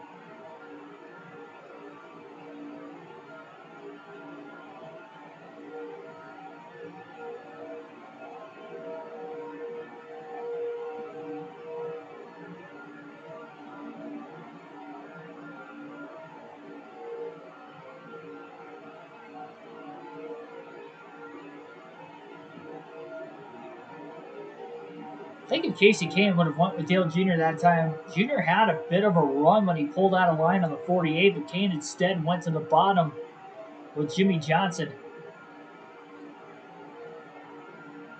We'll hit that lap 100 mark this time by off of turn 4 as Jimmy Johnson leads. A couple other cars down on the apron of the racetrack once again. I don't know why there's so many cars that are doing that in this race. I don't think I've ever seen that in an EA Sports game at Talladega. Quarter of a tank of fuel left away from our next pit stop. Probably going to be seeing a lot of green flag stuff that will keep it on the track there, Jeff. Jeff Green going up onto the apron a bit. A couple cars behind checked up. Well, really, all three cars behind Johnson checked up. Johnson breaking away now. That may give those guys a pretty gigantic run. Scott Wimmer, rookie, down on the bottom of the track as well as Jeff Green. Does anybody remember David Ruderman? Oh, yeah. Won 2 cup races.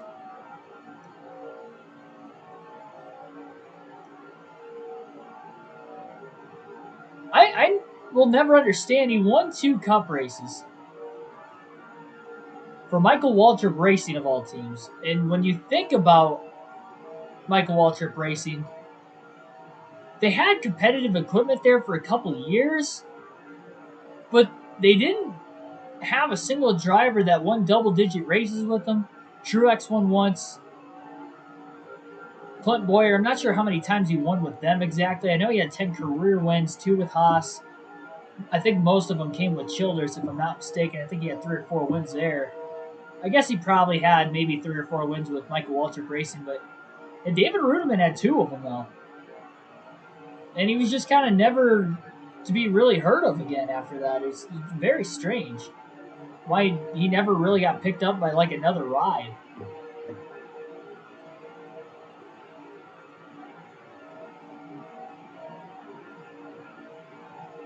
half a rain race. Well, of the two, one of them was rain race, but it was a Coke 600. And in my opinion, rain race or not, you still won. I level a rain race just as equal as I level one that actually gets to the scheduled distance. My personal opinion, because you do have to game plan and strategize yourself to get to that point. It is a strategy. And the teams know that rain's coming. It usually just doesn't pop up out of nowhere. Usually, you can pick it up on a radar. Okay, rain's coming. We gotta go for it.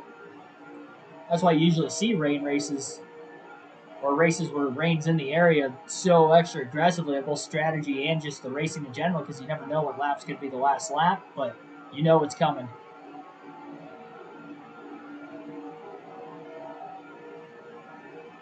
I remember MWR for Spingate. They were a competitive team, though. They were they weren't. I'd almost say they were a little bit better than Chip Ganassi Racing, only because they did have. Well, I guess Chip Ganassi Racing did compete for titles there early with Sterling Marlin for what, 1 or 2 seasons, and then after that, not so much, and then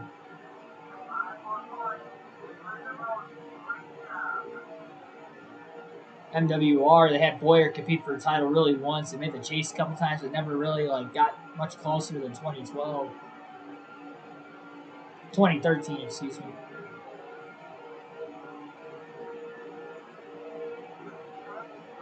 About an eighth of a tank of fuel left. Also, that last time at the start-finish line, Jimmy Johnson has just clinched the most laps led at lap 104. That just goes to show how many laps he has led in today's race at Talladega, because we still have 85 laps to go in this race. A lot of the leaders staying out that time, at least of the top 4 that have really broken away from the rest of the pack of cars since the last restart.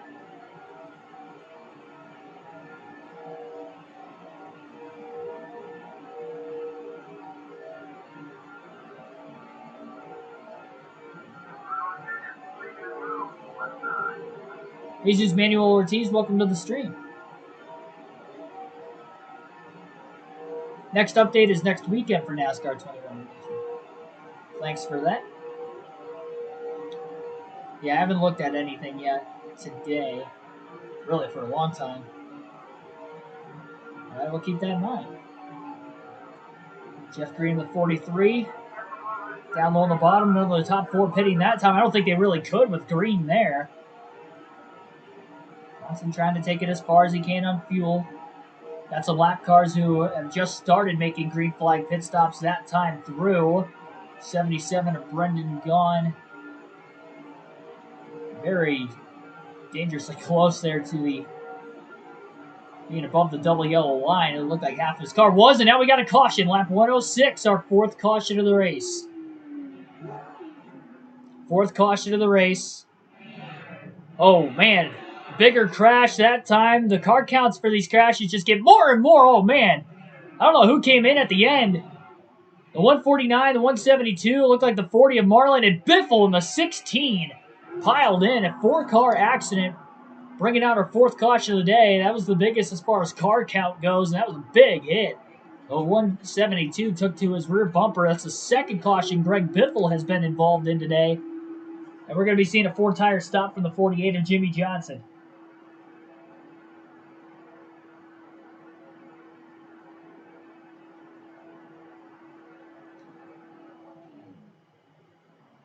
And we'll see who will win the race off of pit road.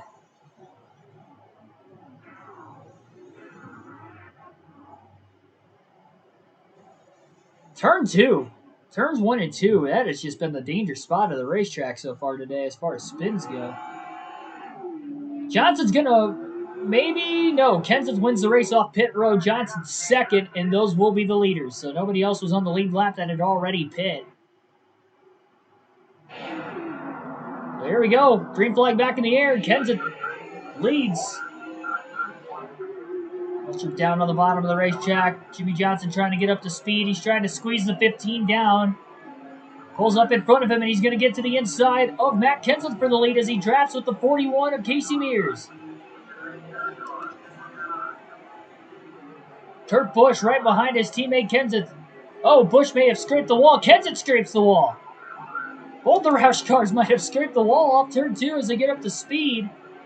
Mears pulling away from the pack. Johnson trying to get a run into turn 3. Kenseth trying to... Well, I guess he would have gotten 5 bonus points led under the caution. For leading a lap under the caution, so Kenseth has led his first lap of the day. Big run coming for Johnson to the outside of Kenseth.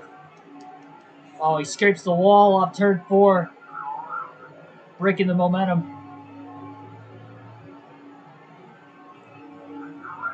Kenseth trying to get around Mears.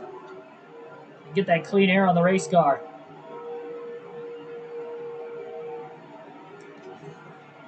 He's going down low. Oh, big block. Big block by Kenseth. Wasn't clear. Johnson to the inside.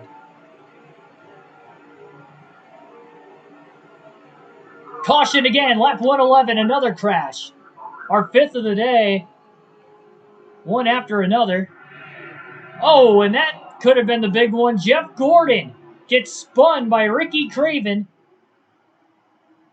Another car kind of started the accident. I think it was the rookie of Scott Riggs in the 10. Martin might have piled in behind Riggs. Another 4-car crash and major championship implications as far as Jeff Gordon, who came in tied for second in points, being involved.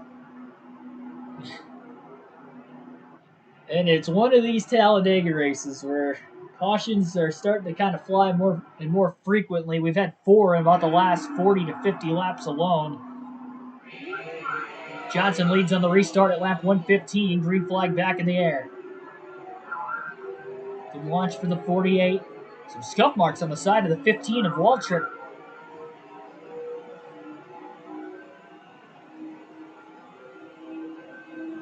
I think Casey Mears was on the lead lap when the caution waved. So that was a perfectly timing caution for him.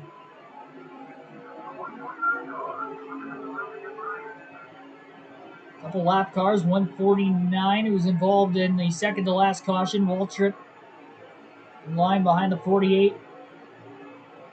Matt Kenseth may try to go up the middle, 3 wide. He is sandwiched in the middle.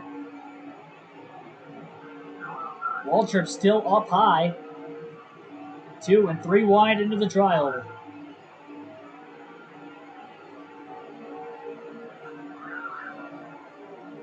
Oh, how did Jeff Gordon get through that pack of cars? They stacked up in the trioval, and he's up to second place after being involved in the last caution. Unless he's a lap down. Kurt Busch got by as well. What a charge by Jeff Gordon on the restart.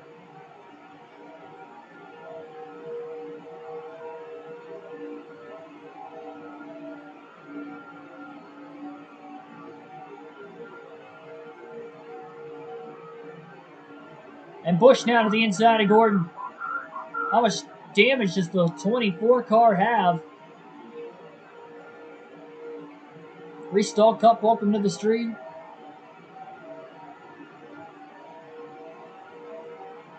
Three-car breakaway for now, but as the second place cars, second and third place cars side draft each other, the rest of the pack may be closing.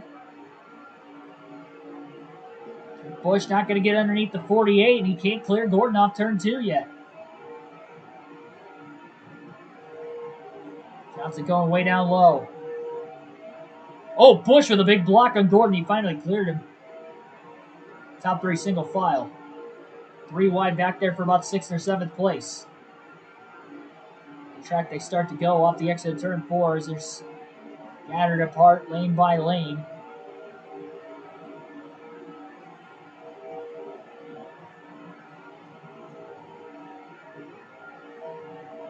What is up with my lights? They flickered again tonight.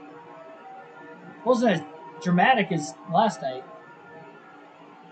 We have had some pretty high winds all day, though, I will say. 19 days to Christmas. Oh, man, those lights keep flickering. I did not like that. I get the season pass for NASCAR 21 Ignition on Xbox and PlayStation. Jeez. Well, congratulations. Hopefully you enjoyed the game.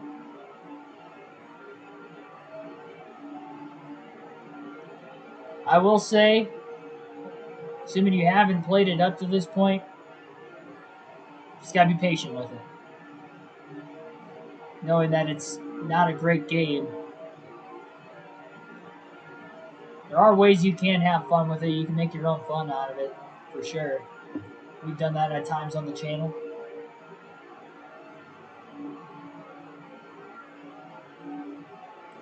Just gotta be patient with it. I mean, very, very patient.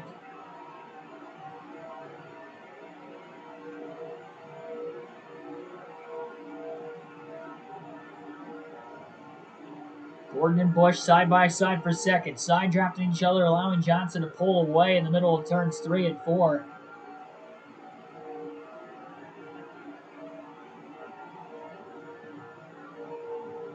Lap 120 this time by. We'll alternate through the different camera angles once again in this race. This will be the second and final time we'll do just that. 5 cautions so far. 2 of them within a 4-lap stretch of each other. 4-lap stretch of green flag racing, that is. That most recent caution, lap 111.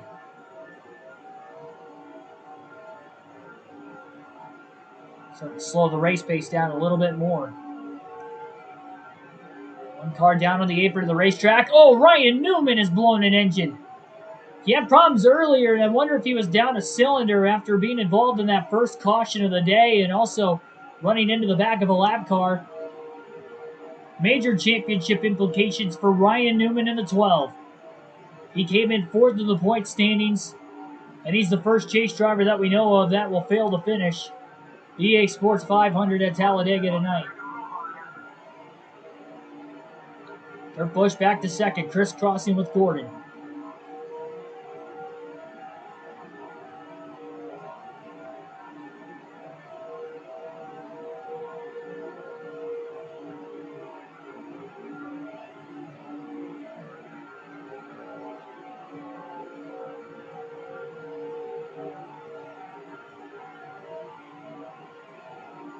Kurt Busch may be on the outside of the 48.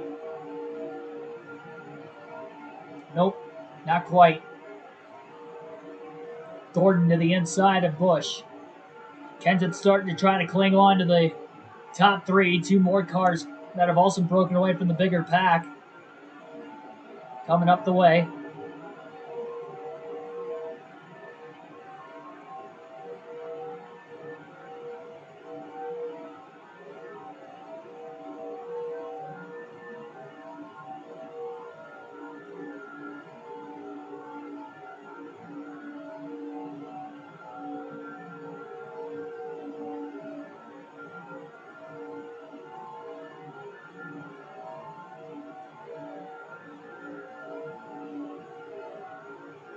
Johnson pulled away a bit in the tri-oval again.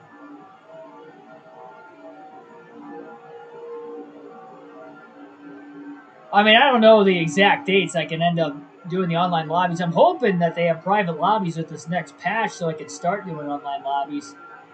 That's really the only reason I'm putting it off.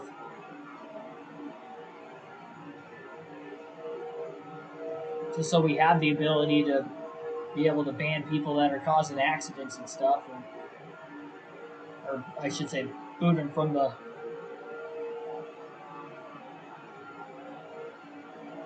lobby. I don't want that ruining streams. Johnson, Gordon are teammates. Yes, they are. And they run 1-2 right now at Talladega. Exactly 65 laps to go in the EA Sports 500. 3 wide for second. Nope, Kenseth backs out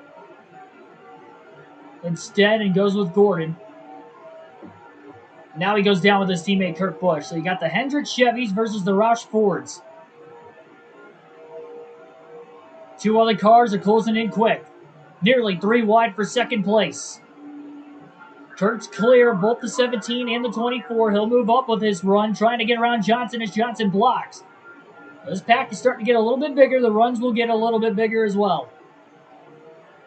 From 3 cars to about 6.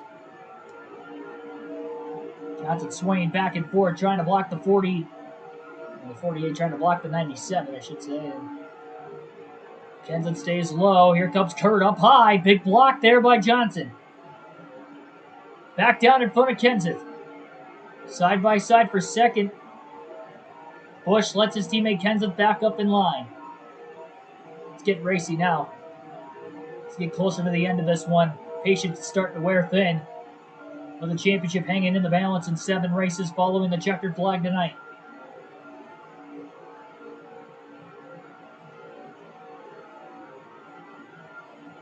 Oh, wow, that was a big block on Kenseth. I wondered if he was there. Kind of slid up very slowly. Barely cleared Matt Kenseth.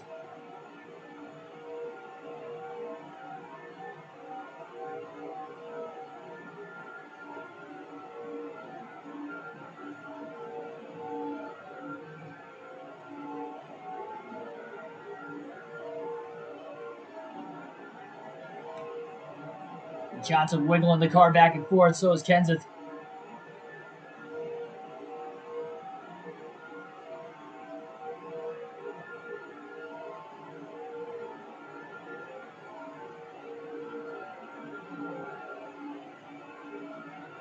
Kenseth stayed low that time off turn 4. He didn't ride up to the outside. Kasey Kane, the rookie's up to third now. Kenseth to the inside of Johnson for the race lead at Dega. Johnson led that lap at the line. He's already led the most so far. Trying to squeeze the 17. Kasey Kane going with Kenseth. Kane, the only rookie in the chase. Dale Jr. on the outside with Jimmy Johnson. Kenseth is clear. Kane on the bottom. Dale Jr. trying to get underneath him. Kenseth trying to block the 48 of Jimmy Johnson. Into turn 3. Johnson all the way down towards the apron, but can't get around the 17. And Kasey Kane trying to do the same thing. Middle of the corner, that's not going to work. Junior's going to get to his outside. Nope, not quite. Kane blocks him again. Kenseth got ways out ahead. And Johnson goes high. And he is there. Bit of a mistake, though. Oh, no, he hooks the 17. Kenseth is sideways, and he's in the wall. And Kasey Kane is going to get to the lead. How did Kenseth not lose more control of the car than what he already did? Johnson bounced off the wall, then bounced into the side of the 17 and almost turned him at 200 miles an hour in front of the pack. Everybody escapes to the inside, except for Kasey Kane, who's really pulled away, and now Johnson sandwiched 3 wide between Earnhardt and Busch. In the sucker hole he goes. Oh, he's going to try to stay there. The hole closed.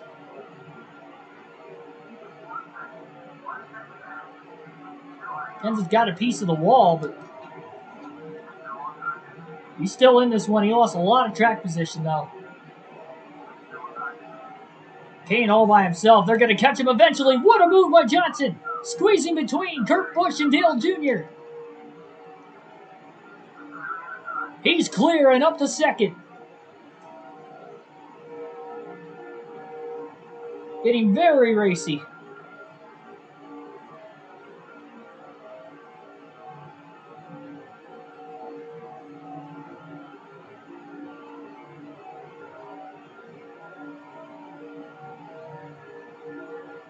Kane may be a sitting duck. Johnson could get to him. Once he gets into the draft, that is.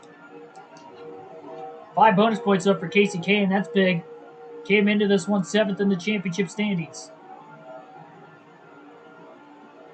There's also the 7th seed coming into the chase as well. Big run for Johnson down the backstretch. Kane going to try to throw a block.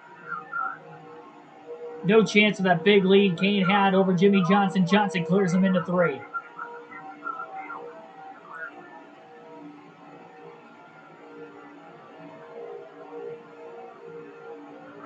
Kane with the crossover off turn 4.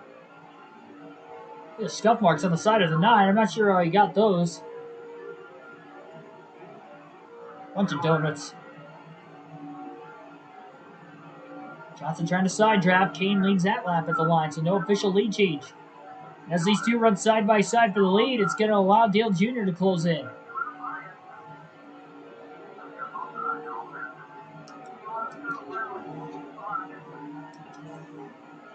Johnson with the crossover down the back. Casey Kane didn't even try to block. Johnson clear. And blocks the 9.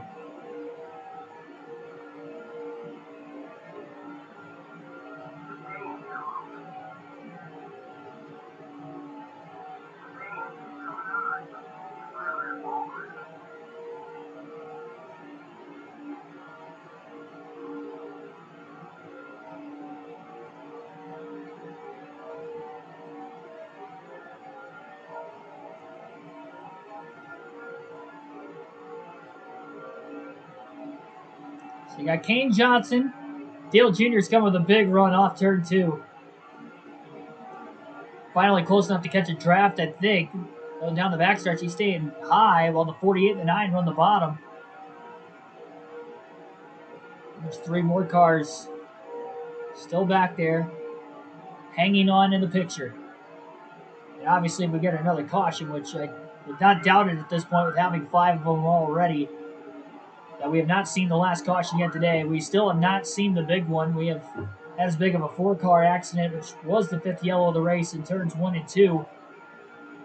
4 of the cautions have been in turns 1 and 2. The only one that wasn't was the first caution today on the entrance to pit road when Newman got spun. He is now out of the race, so that did not knock him out of the race. He continued on only to blow his engine a little bit later in the going. Not that long ago, Casey Kane gets into the wall off turn 2 as he drifted up the track too far. Losing a bunch of momentum, Dale Jr. to his inside for second. Kane with the block, stacking up Earnhardt.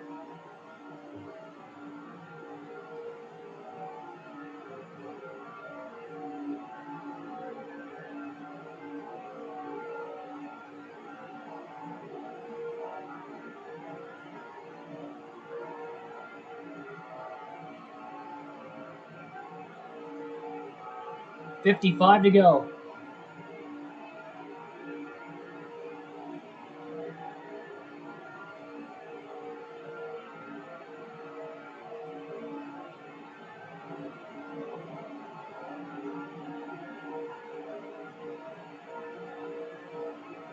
Kane on the inside, Earnhardt on the outside. Johnson blocking both lanes off of turn 2. Stayed high down the back and now back to the bottom in front of Kane into 3 and 4. Kane chops off on the apron, bottoming out. But he was able to actually pull it off to perfection considering that he was able to clear Dale Jr. and he still kept the momentum up, and he's got a lot of pressure on the back of the 48. Into the tri-oval. Jr. to the inside of Kane now.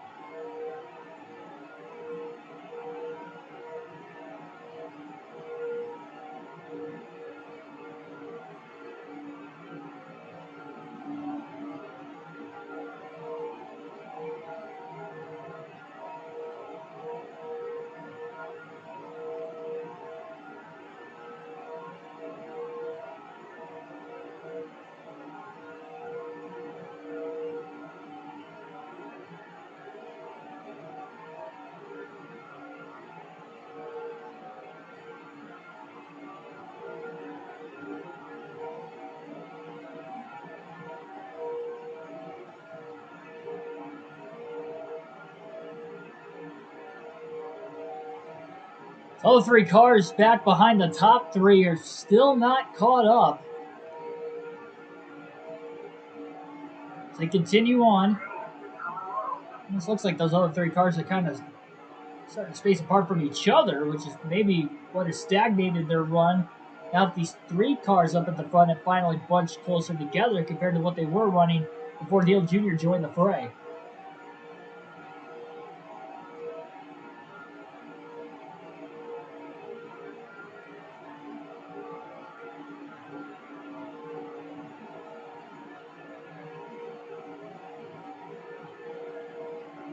Keep the 48 high hook.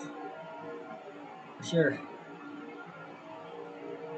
Selecting the most laps led. The two cars behind him of Kane and Earnhardt have both led for 5 bonus points. So a lot of chase drivers have led today. Matt Kenseth, Dale Jr., Casey Kane.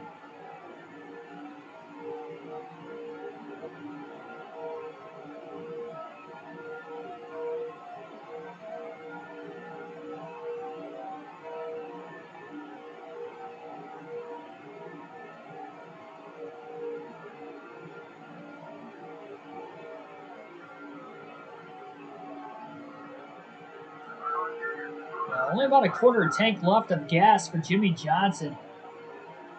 I don't think they're in the window to be able to make it on one more stop. They'd have to be within about 35 to 36 laps to be able to do it. Which is going to be very, very interesting.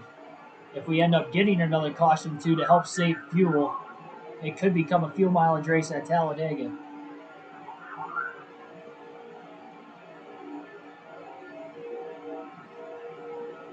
$50 to go this time. They'd have to go another 15 laps from now, and I just don't see them doing that in this run. They'd be lucky to make it another 10, but that's what I mean. If we get 2 more cautions, then they may be able to make it. But if we don't get 2 yellows, even 1 caution, some drivers might be able to pull it off.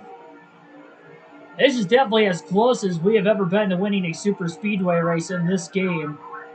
Points paying one. I know I won the Gatorade Duel at Daytona at the start of the season with Jimmy Johnson, but that was a non-points paying race.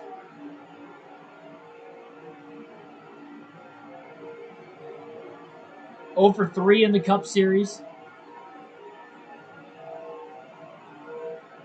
0 for 2.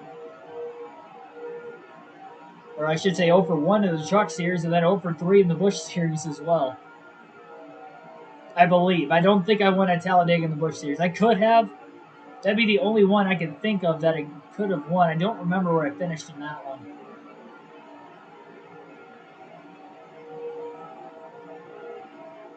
It's so difficult to have all things go your way. And in a race today where we've had 5 cautions and a lot of drivers getting trapped a lap down in the middle of green flag pit stops, 3 of the cautions came out.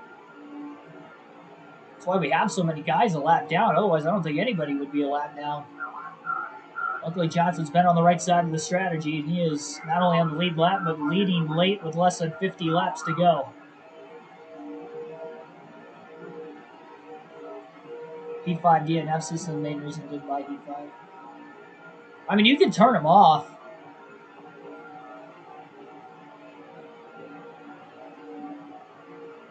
If I remember right, you don't have to have the DNFs on for Heat 5.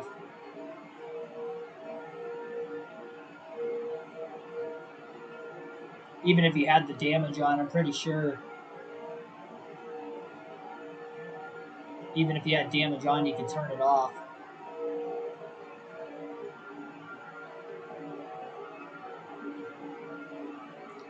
So early on, I was thinking that maybe it was Jeff Gordon or Ryan Newman that had a faster car. Newman's damage, and then the blown engine definitely took him out as far as having a speedy race car.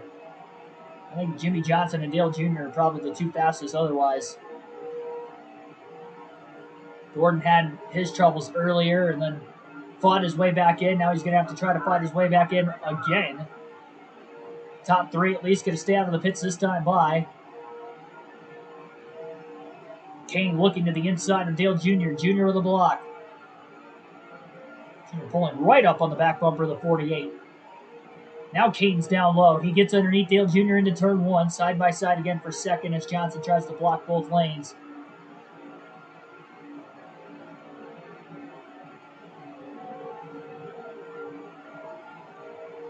Well, easier to do that because, again, there's no help behind them when they fan out like that. It's going to be a 2-tire stop for Johnson if we make it to the green flag pit stops this time. It'll be right side tires only, just like he did on the first stop of the day when he had to pit under green. If we get a caution before that, it'll take 4 tires. Dale Jr. from third will pit. First of the leaders to hit the pits. Green flag pit stop started that last lap, at least with some lap cars, though. Huge bunch of them coming out of the pit lanes at once back there. Hopefully they can get single file by the time they make it back up onto the racetrack. Ricky Rudd came awfully close to the 48 of Johnson.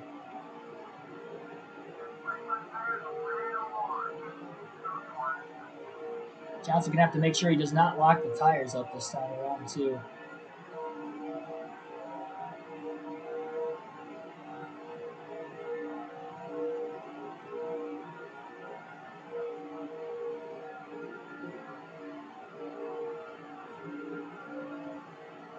Johnson running pretty light on fuel, trying to stretch it as far as he can in case we do get a couple yellows. If we do not, it is still going to be a 2-stop race to the end from here as him and Kane stay out of the pits again. 45 laps to go.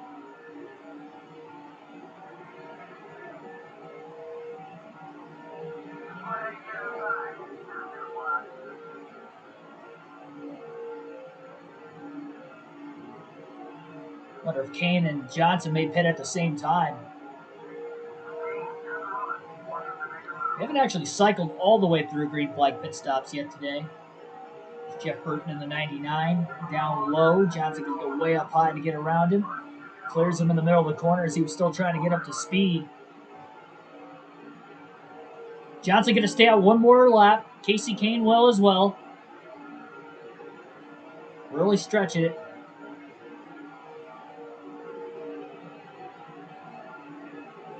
Lap 145 now.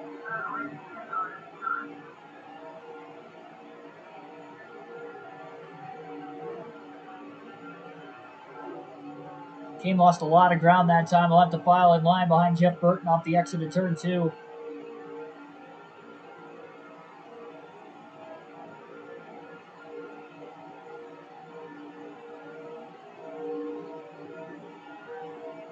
So it'll be right side tires only for Jimmy Johnson this time by. He'll make his pit stop. We'll see if Casey Kane will come with him. Try to stay with the leader. Casey stays out. And new leader, Casey Kane at the line. Johnson locks the tires up again. Didn't want to speed. 70 miles per hour is the pit road speed limit. Did not want to lock the tires up. He did that earlier, too. And luckily, we had some cautions. He didn't have to go the full second run earlier in the race on those the left sides. But the idea, hopefully, is the left sides can make it to the end. So when he makes his final stop with less than 20 to go, it's fuel only. That's the idea here with taking right sides this time around. Hopefully locking those tires up didn't hurt him too much. Johnson will make his way back onto the track. The top 4 are still there. Johnson going to get up to speed.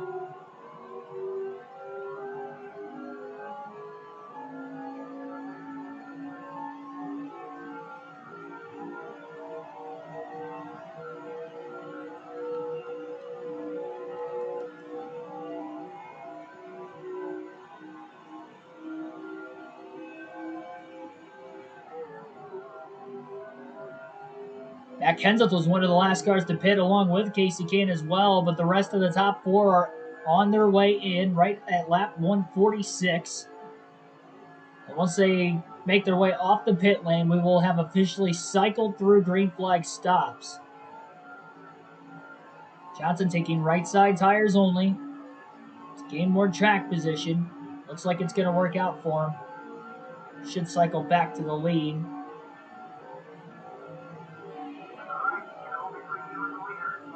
Vickers was also in that lead pack. There's Kenseth, Casey Kane up the way. First out of the pit lane, but Johnson easily going to cycle out ahead of him. It's going to take a while for Kane to get up to speed, so we'll see. Probably by the time we get to the start-finish line next time, we'll know exactly how big of a lead Jimmy Johnson will have, taking right side tires only during that stop. If we get a caution late enough into the next run, That could be very interesting. As far as the fuel window as well. Robbie, welcome to the stream. 41 laps to go now at Talladega. About a 4.7 second lead for Jimmy Johnson. We're taking right sides only during that green flag set of pit stops. Sorry, clinched the most laps led today, but he wants to keep this track position. He did lock up the left sides, the front tires in general, on his way into the pits, though. It's coming in a little hotter than what he wanted to.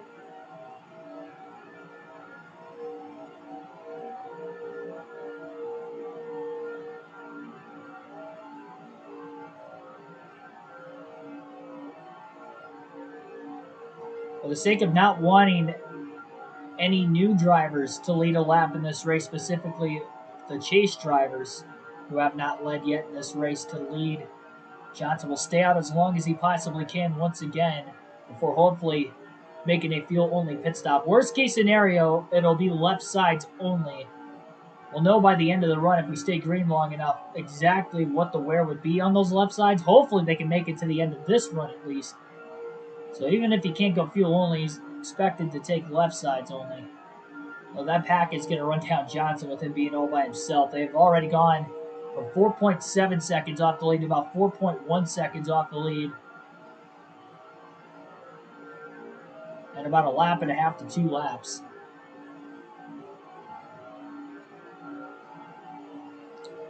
So this does buy Johnson a little bit of time. We may see some drivers short pit as soon as that window opens as well, with about, again, 34 to 36 laps to go. We're very, very close to the window. As we run, we currently have 39 laps left.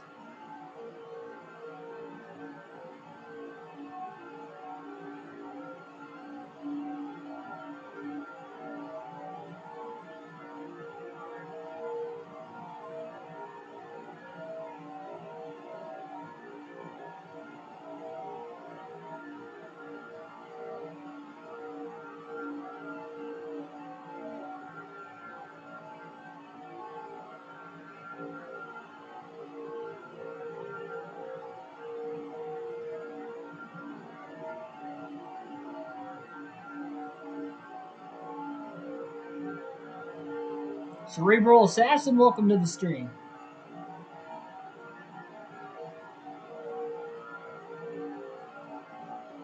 .38 to go at Talladega.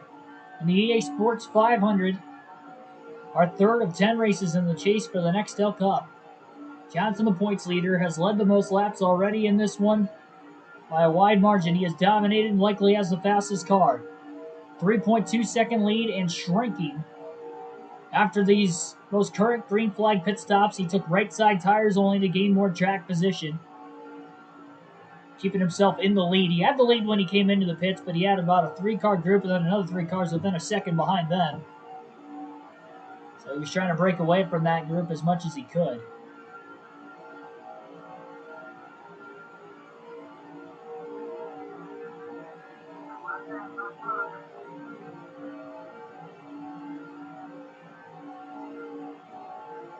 Yeah, I would imagine that next patch being the final one before the holidays. Especially if it is coming out next week or this weekend.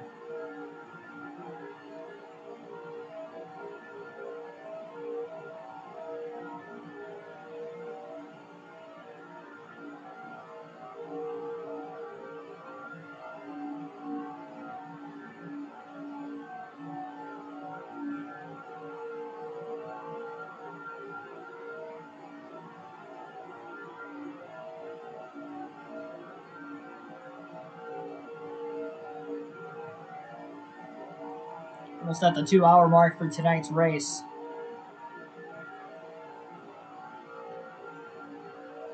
The pack is now only 2.5 seconds behind Johnson.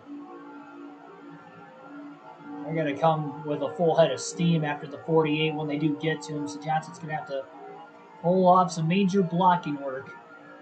He's going to want to hold on to the lead, especially with 2 older left side tires.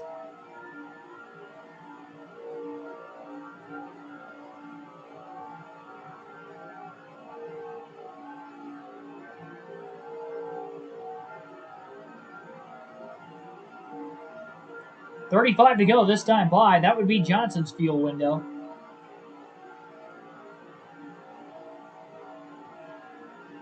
So he can pit now and make it to the end of the race. Therefore, if we did get a caution, I would assume everybody would make their way in unless they short pit. It's like we do have some drivers pitting this time off turn 4. And have we seen the last caution? The way this race kind of shaped up, having 5 in the first 111 laps, I'd be shocked if we went green to the end of the race from there, but we got through an entire fuel run for the first time today, and then some, up to this point. Lead down to 1.8 seconds.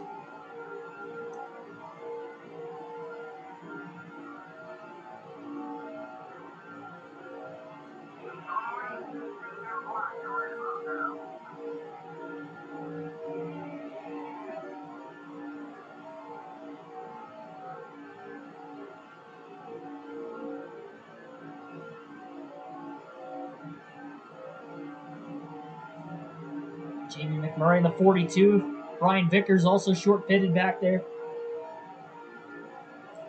Non-chasers. A couple of young guns. Vickers a rookie. Both the left side tires now in the yellow. Jimmy Johnson. It's definitely going to be a big question mark if it does go green to the end when Johnson decides to pit, if it's no tires or left sides only. Predict that was not the final caution. Remember, caution ended the race last night at Dover with 2 laps to go, so if we get a caution in the final 5 laps, it could potentially end the race. No cautions come out, though, on the final lap in this game in any of the series. So if there was a crash on the final lap, they'd be racing back to the checker. Lead down to 1.4 seconds as they gradually start to reel Johnson in. So again, if you're just tuning in, the reason why Johnson has such a big lead, he had a 4.7 second lead after the most current green flag pit stops had cycled through because he took right side tires only, gaining him that much more track position. Everybody else likely took 4 tires. Had a handful of cars pit that last time by. As soon as the window opened, they're hoping it goes green to the end. Otherwise, they'll get trapped a lap down if they weren't already.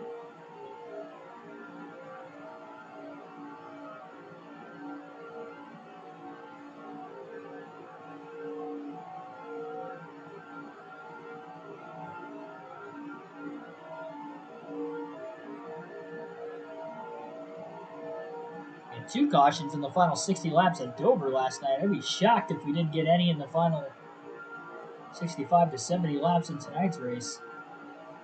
And Talladega of all racetracks. Lead down to a second for Johnson. 31 laps to go at the start-finish line this time by, and he's going to have to pull off those big blocking games again. Pretty big pack of cars, it looks like. It looks like there's 3, and then they're kind of spaced apart behind him, but it looks like there may be another 4 or 5. Yeah, there's 3, then there's 1. Kind of spaced apart, but there is quite a few of them in that general area. It looks like 7 to 8 cars total. And then you'd have to include Johnson, of course, when they get bunched together.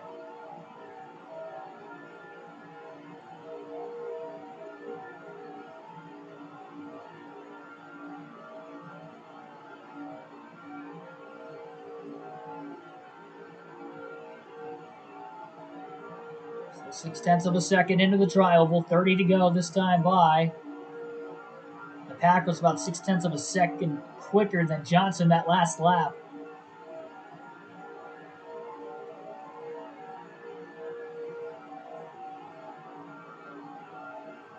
Not sure who it is in second. Maybe it's still rookie Casey Kane, who's trying to go for his second win of the year.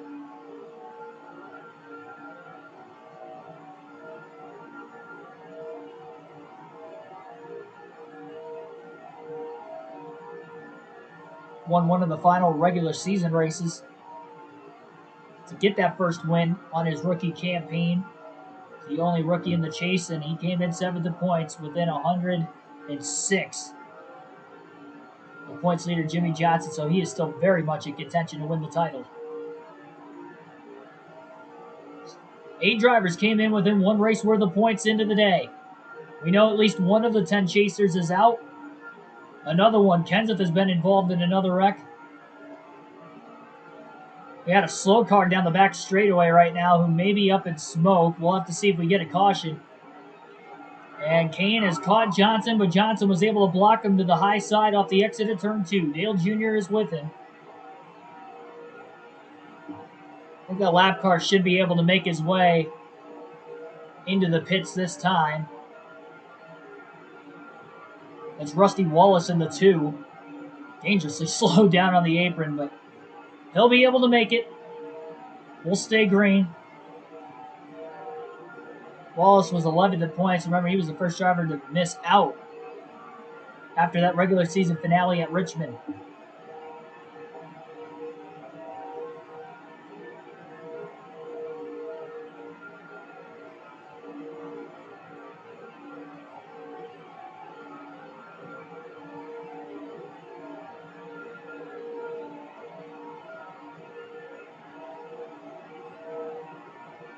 So both the Penske cars, I just realized, have blown an engine. Newman and Wallace. There's a third Penske car, which would be rookie Brendan Gaughan, so we'll have to see if he ends up blowing an engine before the end of this one as well.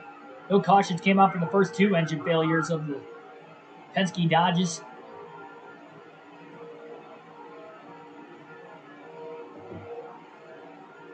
"27 laps to go at Talladega for Jimmy Johnson. For myself to get potentially my first win ever on a super speedway in this game. 0 for 7 coming in the points races. It'd be huge to get the first one out of the way. A huge sigh of relief, potentially leading into that Daytona 500 for Season 2. Another slow car down on the inside of the track heading into turn 3. Is that Brendan Gaughan? We were just talking about the Penske drivers blowing an engine. I don't think there's any smoke pouring out of the back of whoever that is up here. It's the 175 car of Greg Quick. He's staying out of the way, but he is dangerously slow off the pace. Surprised he's not black flag, but again, we stay green as the leaders get by with ease. At least he's staying down on the apron.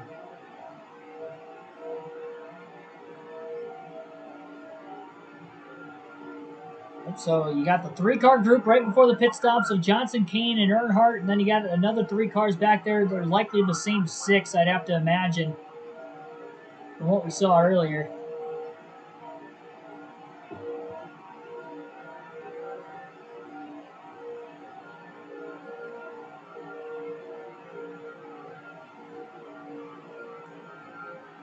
Kane using all the racetrack, hugging the apron into 3 and 4.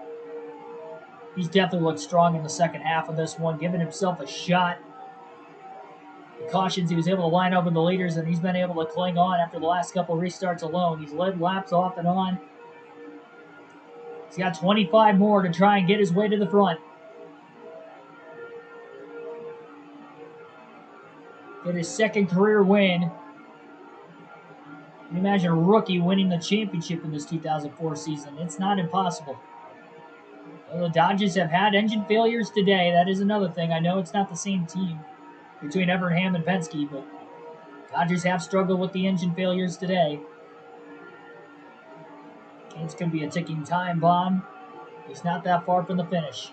Oh, and he bounces off the wall off turn 4. Maybe that dirty air behind the 48 of Johnson pushed the car tight, and Dale Jr. will move his way up to second. And Junior Nation here at Talladega has to be on the edge of their seat.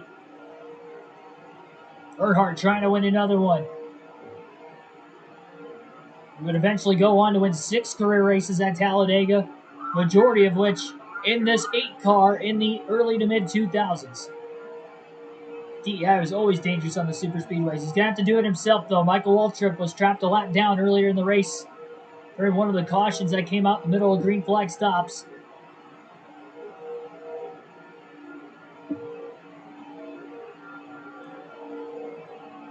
If he can back up to get enough of a run, he has definitely been able to pass Jimmy Johnson a couple times today on his own, as well as Casey Kane, but I'd say Junior probably has the faster of the 2 cars. Very close to the back bumper that time. Now Junior just tries to block the 9, who had a big run on him as well. This is top 3. Just slowly start the race more and more and more. Starting to maybe see some other drivers get into contention.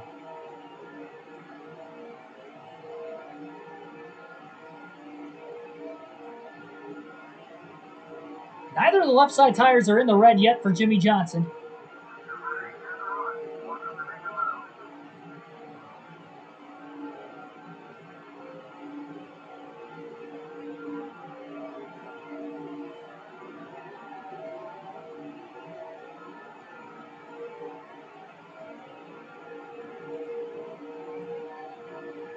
Oh, Johnson with a mistake.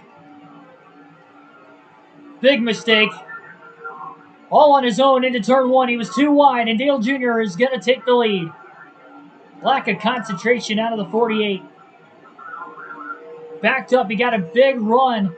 The 9 of Kane behind him all the way through the outside in 1 and 2. Johnson to the bottom. No block by Earnhardt. And Jimmy regains the lead into turn 3. Made it look easy. Trying to regather himself. Junior helping the bottom. Now he looks high. He's zigging and zagging his way through the tri-oval. 21 to go.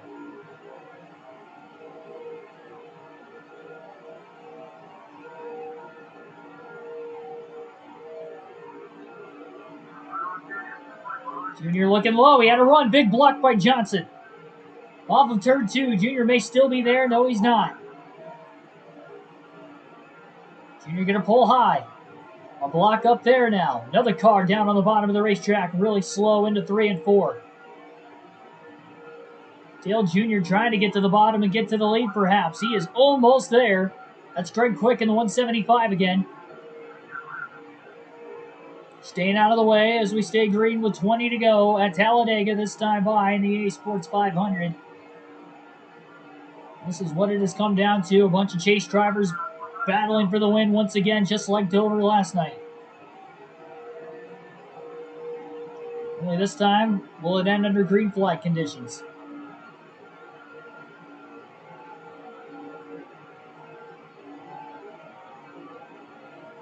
Kane to the outside.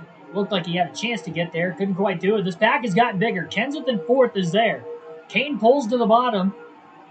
Junior's going to back off into turn 3, trying to get a run. He's got more cars behind him. Kenseth trying to battle back after an early accident in the race and a pretty hard lick at that into turn 2.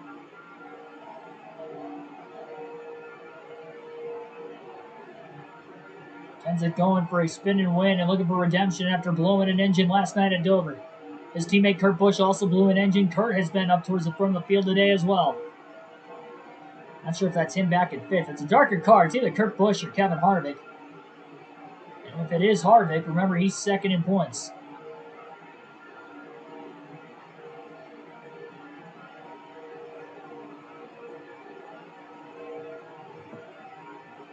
$18 to go this time by. Kenseth got to the inside of Dale Jr.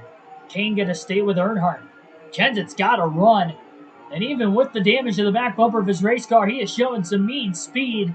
And that Roush Fenway Ford as he looks to the bottom off turn 4.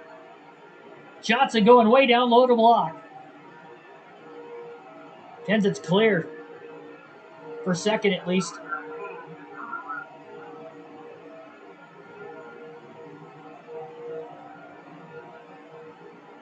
Another car. Oh man, Johnson got tight. His older left side tires. He couldn't get the car to rotate to the bottom. Kenseth's there. Johnson trying to squeeze. Big block. Worked for now. He holds on. Everybody's still going to have to pit one more time to the end of the race.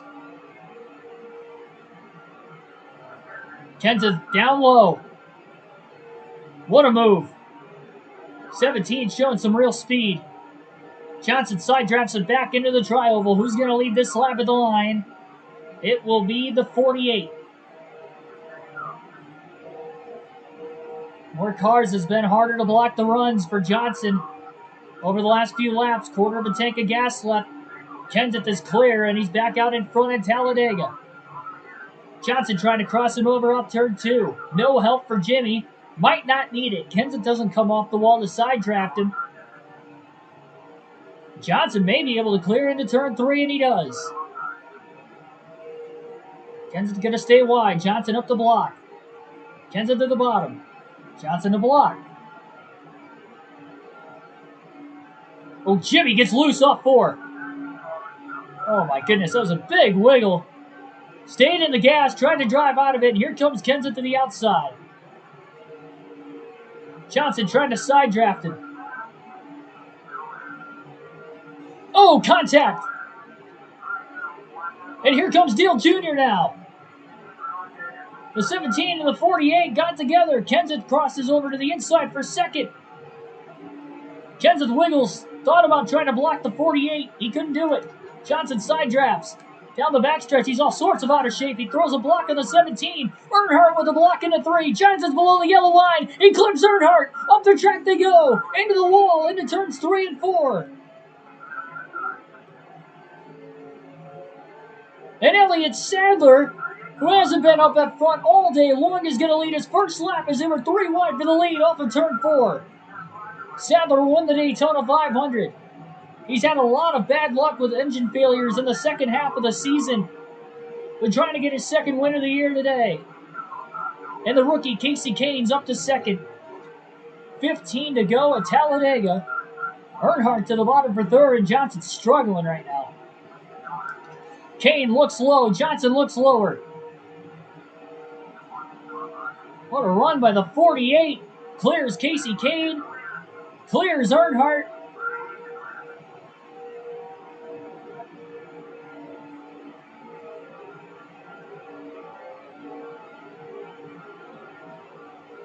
There's Greg Quick on the bottom. One car's going to try to pit this time by out of the lead pack. Couldn't tell who it was. May have been whoever was in 6. Sadler's in the wall. Contact with Casey Kane. I don't know if he got squeezed. And now they're 3 wide into 1 for second place as Johnson pulls away from the pack.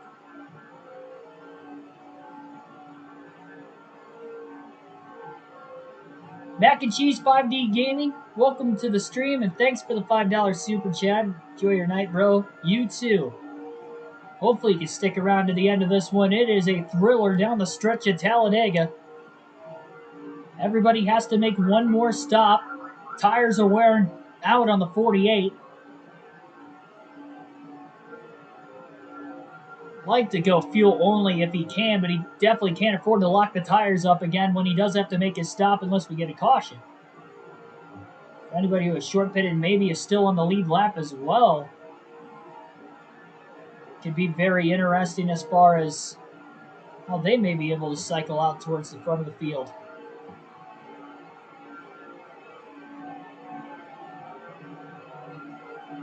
Well, they're back in it again. Casey Kane looking high for the lead. Johnson may have had a chance to block, but he played it safe that time. Decided the bottom was the way to go, and it actually worked out that time. Junior hopped down in line with the 48 car. Sadler, again, won the 500. We know he's got speed. Kane back to the outside. Side drafted the right rear quarter panel of the 48. And they're 2x2. Junior's still going with Johnson, though. 12 to go at the line. Johnson by half a car length leads the lap over Casey Kane.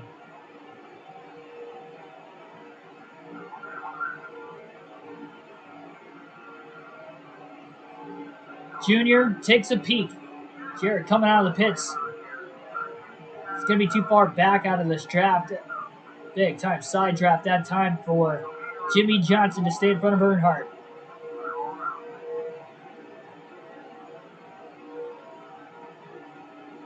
Trying to get the car to rotate to the bottom of the track. Barely able to stay in front of the 8 of Dale Jr. Elliott Sadler will duck out of the top 6 that are in this lead pack. He'll make his stop. Looked like somebody had a blown engine, just made it into the pit lane. 11 to go. And nobody can make it on fuel to the end. Unless they have already pitted. Jeff Burton coming out of the pit lane.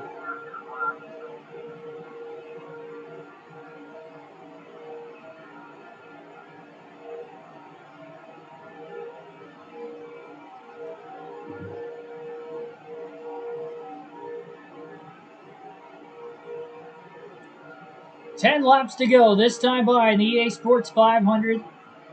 See if any other of the leaders pit this time. Junior looks low off turn 4. And that is because he is on his way to pit road, leaving just 4 cars at the front on this lead pack.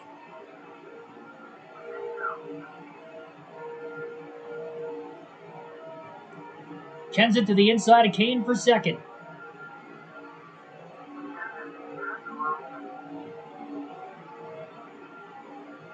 Lap car coming out of the pits on the bottom of the track.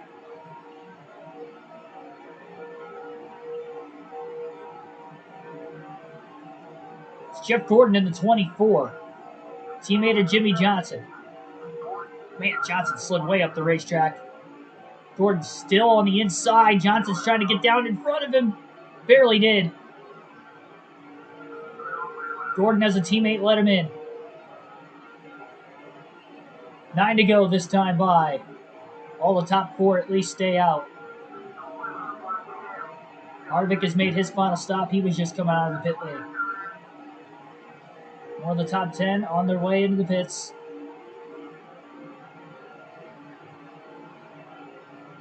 Caution comes out now. We'll restart single file. Remember, if caution also comes out in the final 5 laps, it could potentially end the race as well. One car slow on the apron of the track, it looks like, into turns 3 and 4. It might be Greg Quick again, I'm not entirely sure. And it is Greg Quick. And the 175, Casey Kane trying to get into the pits. He gets into the side of him. Oh no, Casey Kane almost wiped out. And no, Johnson's out of gas. Johnson runs it dry with 8 laps to go. He went a lap too far. Kenseth is going to take the lead. Oh my goodness, a lack of judgment from the 48 of Jimmy Johnson. And he's got to coast his car all the way back around. He's just trying to block for his life at this point and hope he could get some help.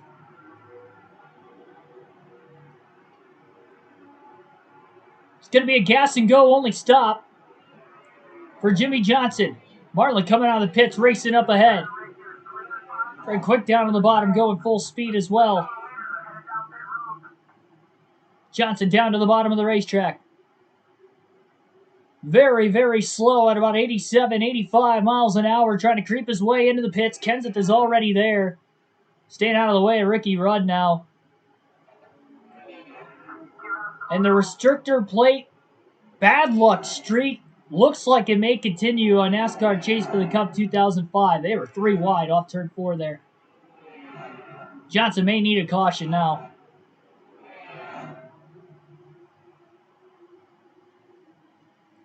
He's going to be lucky to get a good finish at this point. Into the pits he goes. Going to be a gas and go. Half a can of fuel, that's a quarter tank. And hoping desperately for a caution.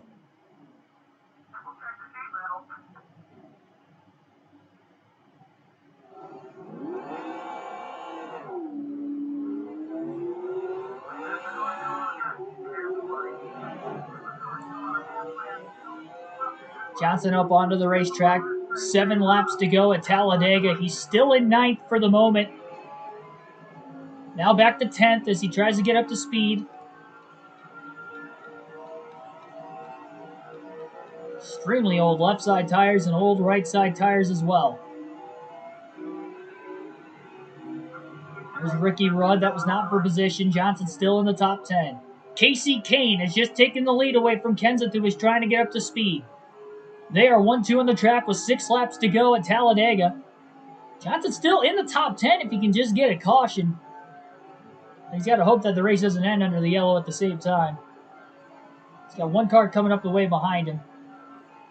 He's going to have to just try and stay in front of him, hold on to every position he can in case we get a yellow. He's not going to be able to draft his way back up to get another spot. Very few laps left. Jeff Burton, I believe, is the next driver for position. He's long and away ahead of Johnson. Kenseth and Kane battle for the lead. The points leader running out of gas. Taking it a lap too far on fuel. A miscalculation.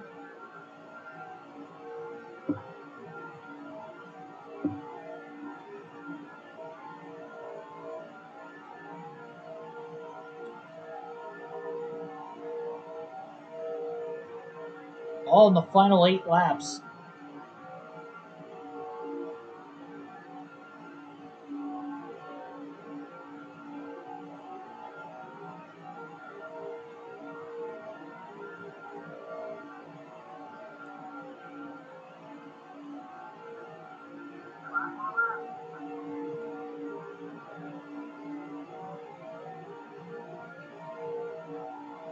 Five to go at Talladega, 4 to go off turn 4 this time for Kenseth and Kane, who battle it out for the race lead.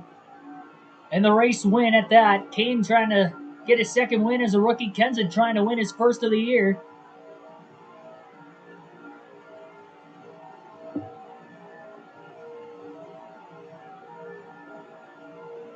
Johnson about 25 seconds off the lead.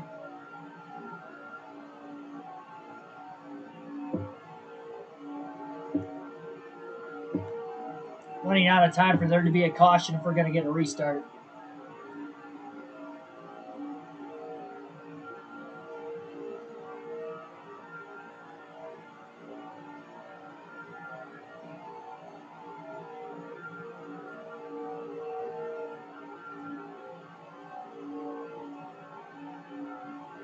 Well, to escape both Talladega races on the season with 2 top 10s is still impressive, but for Jimmie Johnson, still not what he was looking for, leading all those laps he did. And for the second straight race, Jimmie Johnson's going to lead the most laps and fail to win. Second at Dover, Harvick made a pass with about 5 to go. Caution came out with 2 to go, ending the race under the yellow before Johnson had a shot to get back around Harvick. He was on his back bumper, and the caution waved. And then today, with 8 laps to go, running out of fuel, and a situation where he just pushed it too far. He didn't need to push it that far, but he did. Came back to bite him, and the fact that he was literally just past the exit of the pit lane, they were going into turn 1 when it happened. He had to go the full length of this 2.66 mile racetrack without any fuel and no throttle input. 2 to go for Matt Kenseth. Hunter Sadler's still in the mix up there as well. One car up the way that Johnson may catch before the end of the race. Well, for a fact, though, it's not going to be for position. I believe it's one of the lap cars.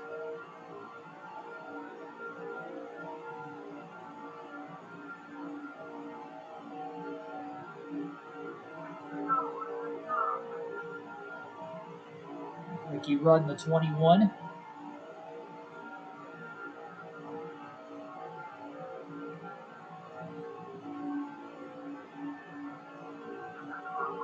So this is a 75-lap run to the end of the race. White flag is waving, 1 to go. No cautions on the final lap. Kenseth will receive the white flag first. Now can he get to the checkered flag first?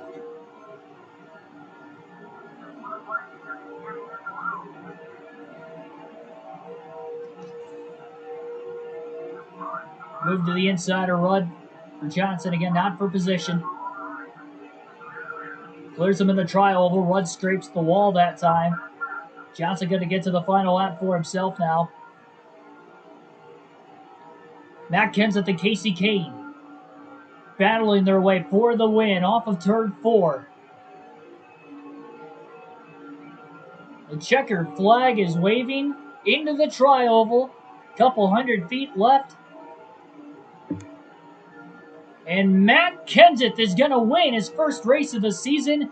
And it comes in the 3rd race of the chase in the EA Sports 500 at Talladega. Redemption after a blown engine and a 40th place finish. in the last race last night at Dover. And tonight, the points leader, while leading, runs out of gas with 8 to go. Still finishes 10th. That is a much-needed gain point for Matt Kenseth to try and get himself back in the championship hunt, as well as other drivers that finished ahead of the 48. Unbelievable. And despite Roush being involved in 3 accidents today, they still had 3 cars finish inside the top 9. And one of which, who was involved in a spin, Matt Kenseth goes for a spin and win today. 3 hours and 8 minutes total time of the race with 5 cautions total. And again, there's a look at the top 10. Kenseth with the win. Dale Earnhardt Jr. finishes 2nd. Casey Kane, the rookie, finishes in 3rd. Kurt Busch 4th. Elliott Sadler, Daytona 500 winner, rounds out the top 5. Jamie McMurray with a solid run. The young gun finishing 6th. Sterling Marlin, his teammate, behind him in 7th. Brian Vickers 8th. Jeff Burton 9th. Jimmy Johnson rounds out the top 10. Kenseth led 11 laps en route to his victory. 24 lead changes in tonight's race as well.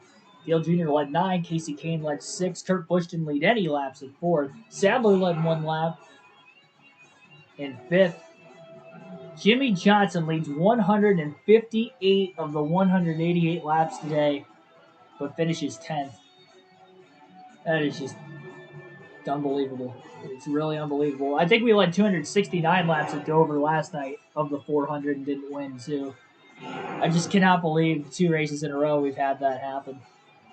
Last night, because we didn't really have a chance with the race ending under yellow, we were in 2nd right behind Harvick. We might have still finished 2nd, but we didn't have a chance.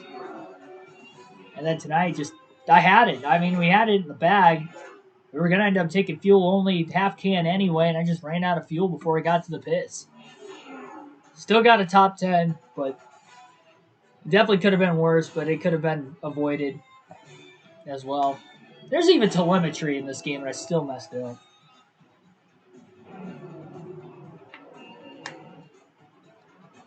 Scott Riggs comes back from a wreck to finish 11th. And 17 drivers finish on the lead lap. Harvick did lead 1 lap in the race as far as the chasers, but a top 20th place finish. Jeff Gordon finished back at 18th. The chase drivers. See if I missed any of the other chase drivers. Not yet. We know Ryan Newman DNF'd. Bobby Labonte finished 26th, 2 laps down. He did get 1 lap led in the middle of green flag stops, so he gets 5 bonus points, but not a good day for Labonte. He was coming off a 6th place finish at Dover.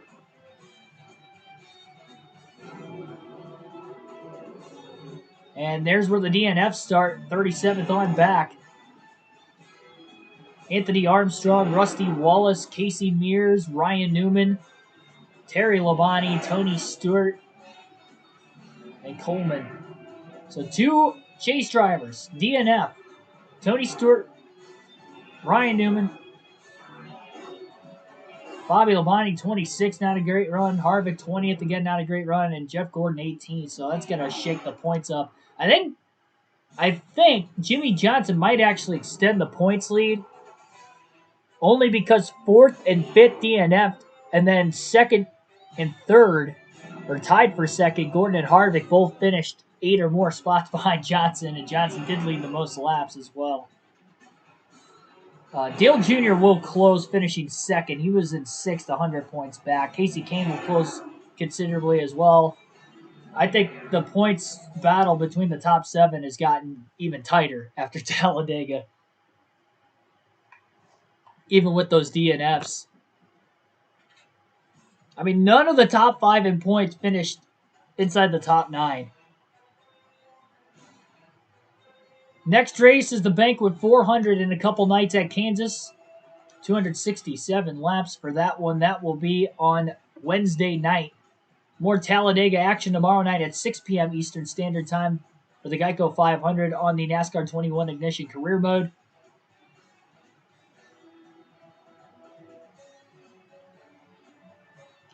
And that Richmond race will be uploaded on the channel sometime tomorrow as well. Take a look at the point standings. Points lead was increased by Johnson's 10th place finish today and leading the most laps at Talladega, but it is a lot tighter within the top 5 than what it was coming in. Top 5 coming in were within 89 points. Now it's within 81. Dale Jr. climbs from 6th in the standings to 2nd in one race. That is how tight it is. That is just insane. But Johnson still leads. Casey Kane, the rookie, tied for 3rd with Jeff Gordon, the 4-time series champ. Kevin Hart. I mean, look at this. 1 point separates 3rd through 5th. The Matt Kenseth with the win goes from 205 points back in 9th, up 3 positions, and now within 164 points. Again, 190 points is the most points you could score in a race. Bobby Labonte, he fell back quite considerably to 171 back. Ryan Newman, 180 back after his DNF. Tony Stewart, 196 back. Kurt Busch still 10th at 216 back. So within the top 10 in general, everybody, I mean, from 1st to 10th has increased. From 1st to 5th has increased. It's going to be a wild last 7 races. 2 crazy races, to say the least. I'd say Dover might have been a little bit more crazy than... Well, I mean, the crashes at Dega made it crazy, but outside of the 2 playoff drivers that blew an engine, then one of them, Kenseth, who was involved in an accident, still won with the spin and win. So it was definitely crazy. I guess you'll have to comment in the comment section below when the stream ends, or even in the chat here in the final couple seconds, what you thought was crazier between Dover and Talladega. Both crazy races of their own part, and we'll see what Kansas brings in a couple of nights. See you guys tomorrow again at Talladega. Vote for NASCAR 21 Ignition Career Mode. Enjoy the Richmond upload between now and then for the career mode on NASCAR 21 Ignition as well. And I will see you guys for another live stream tomorrow night.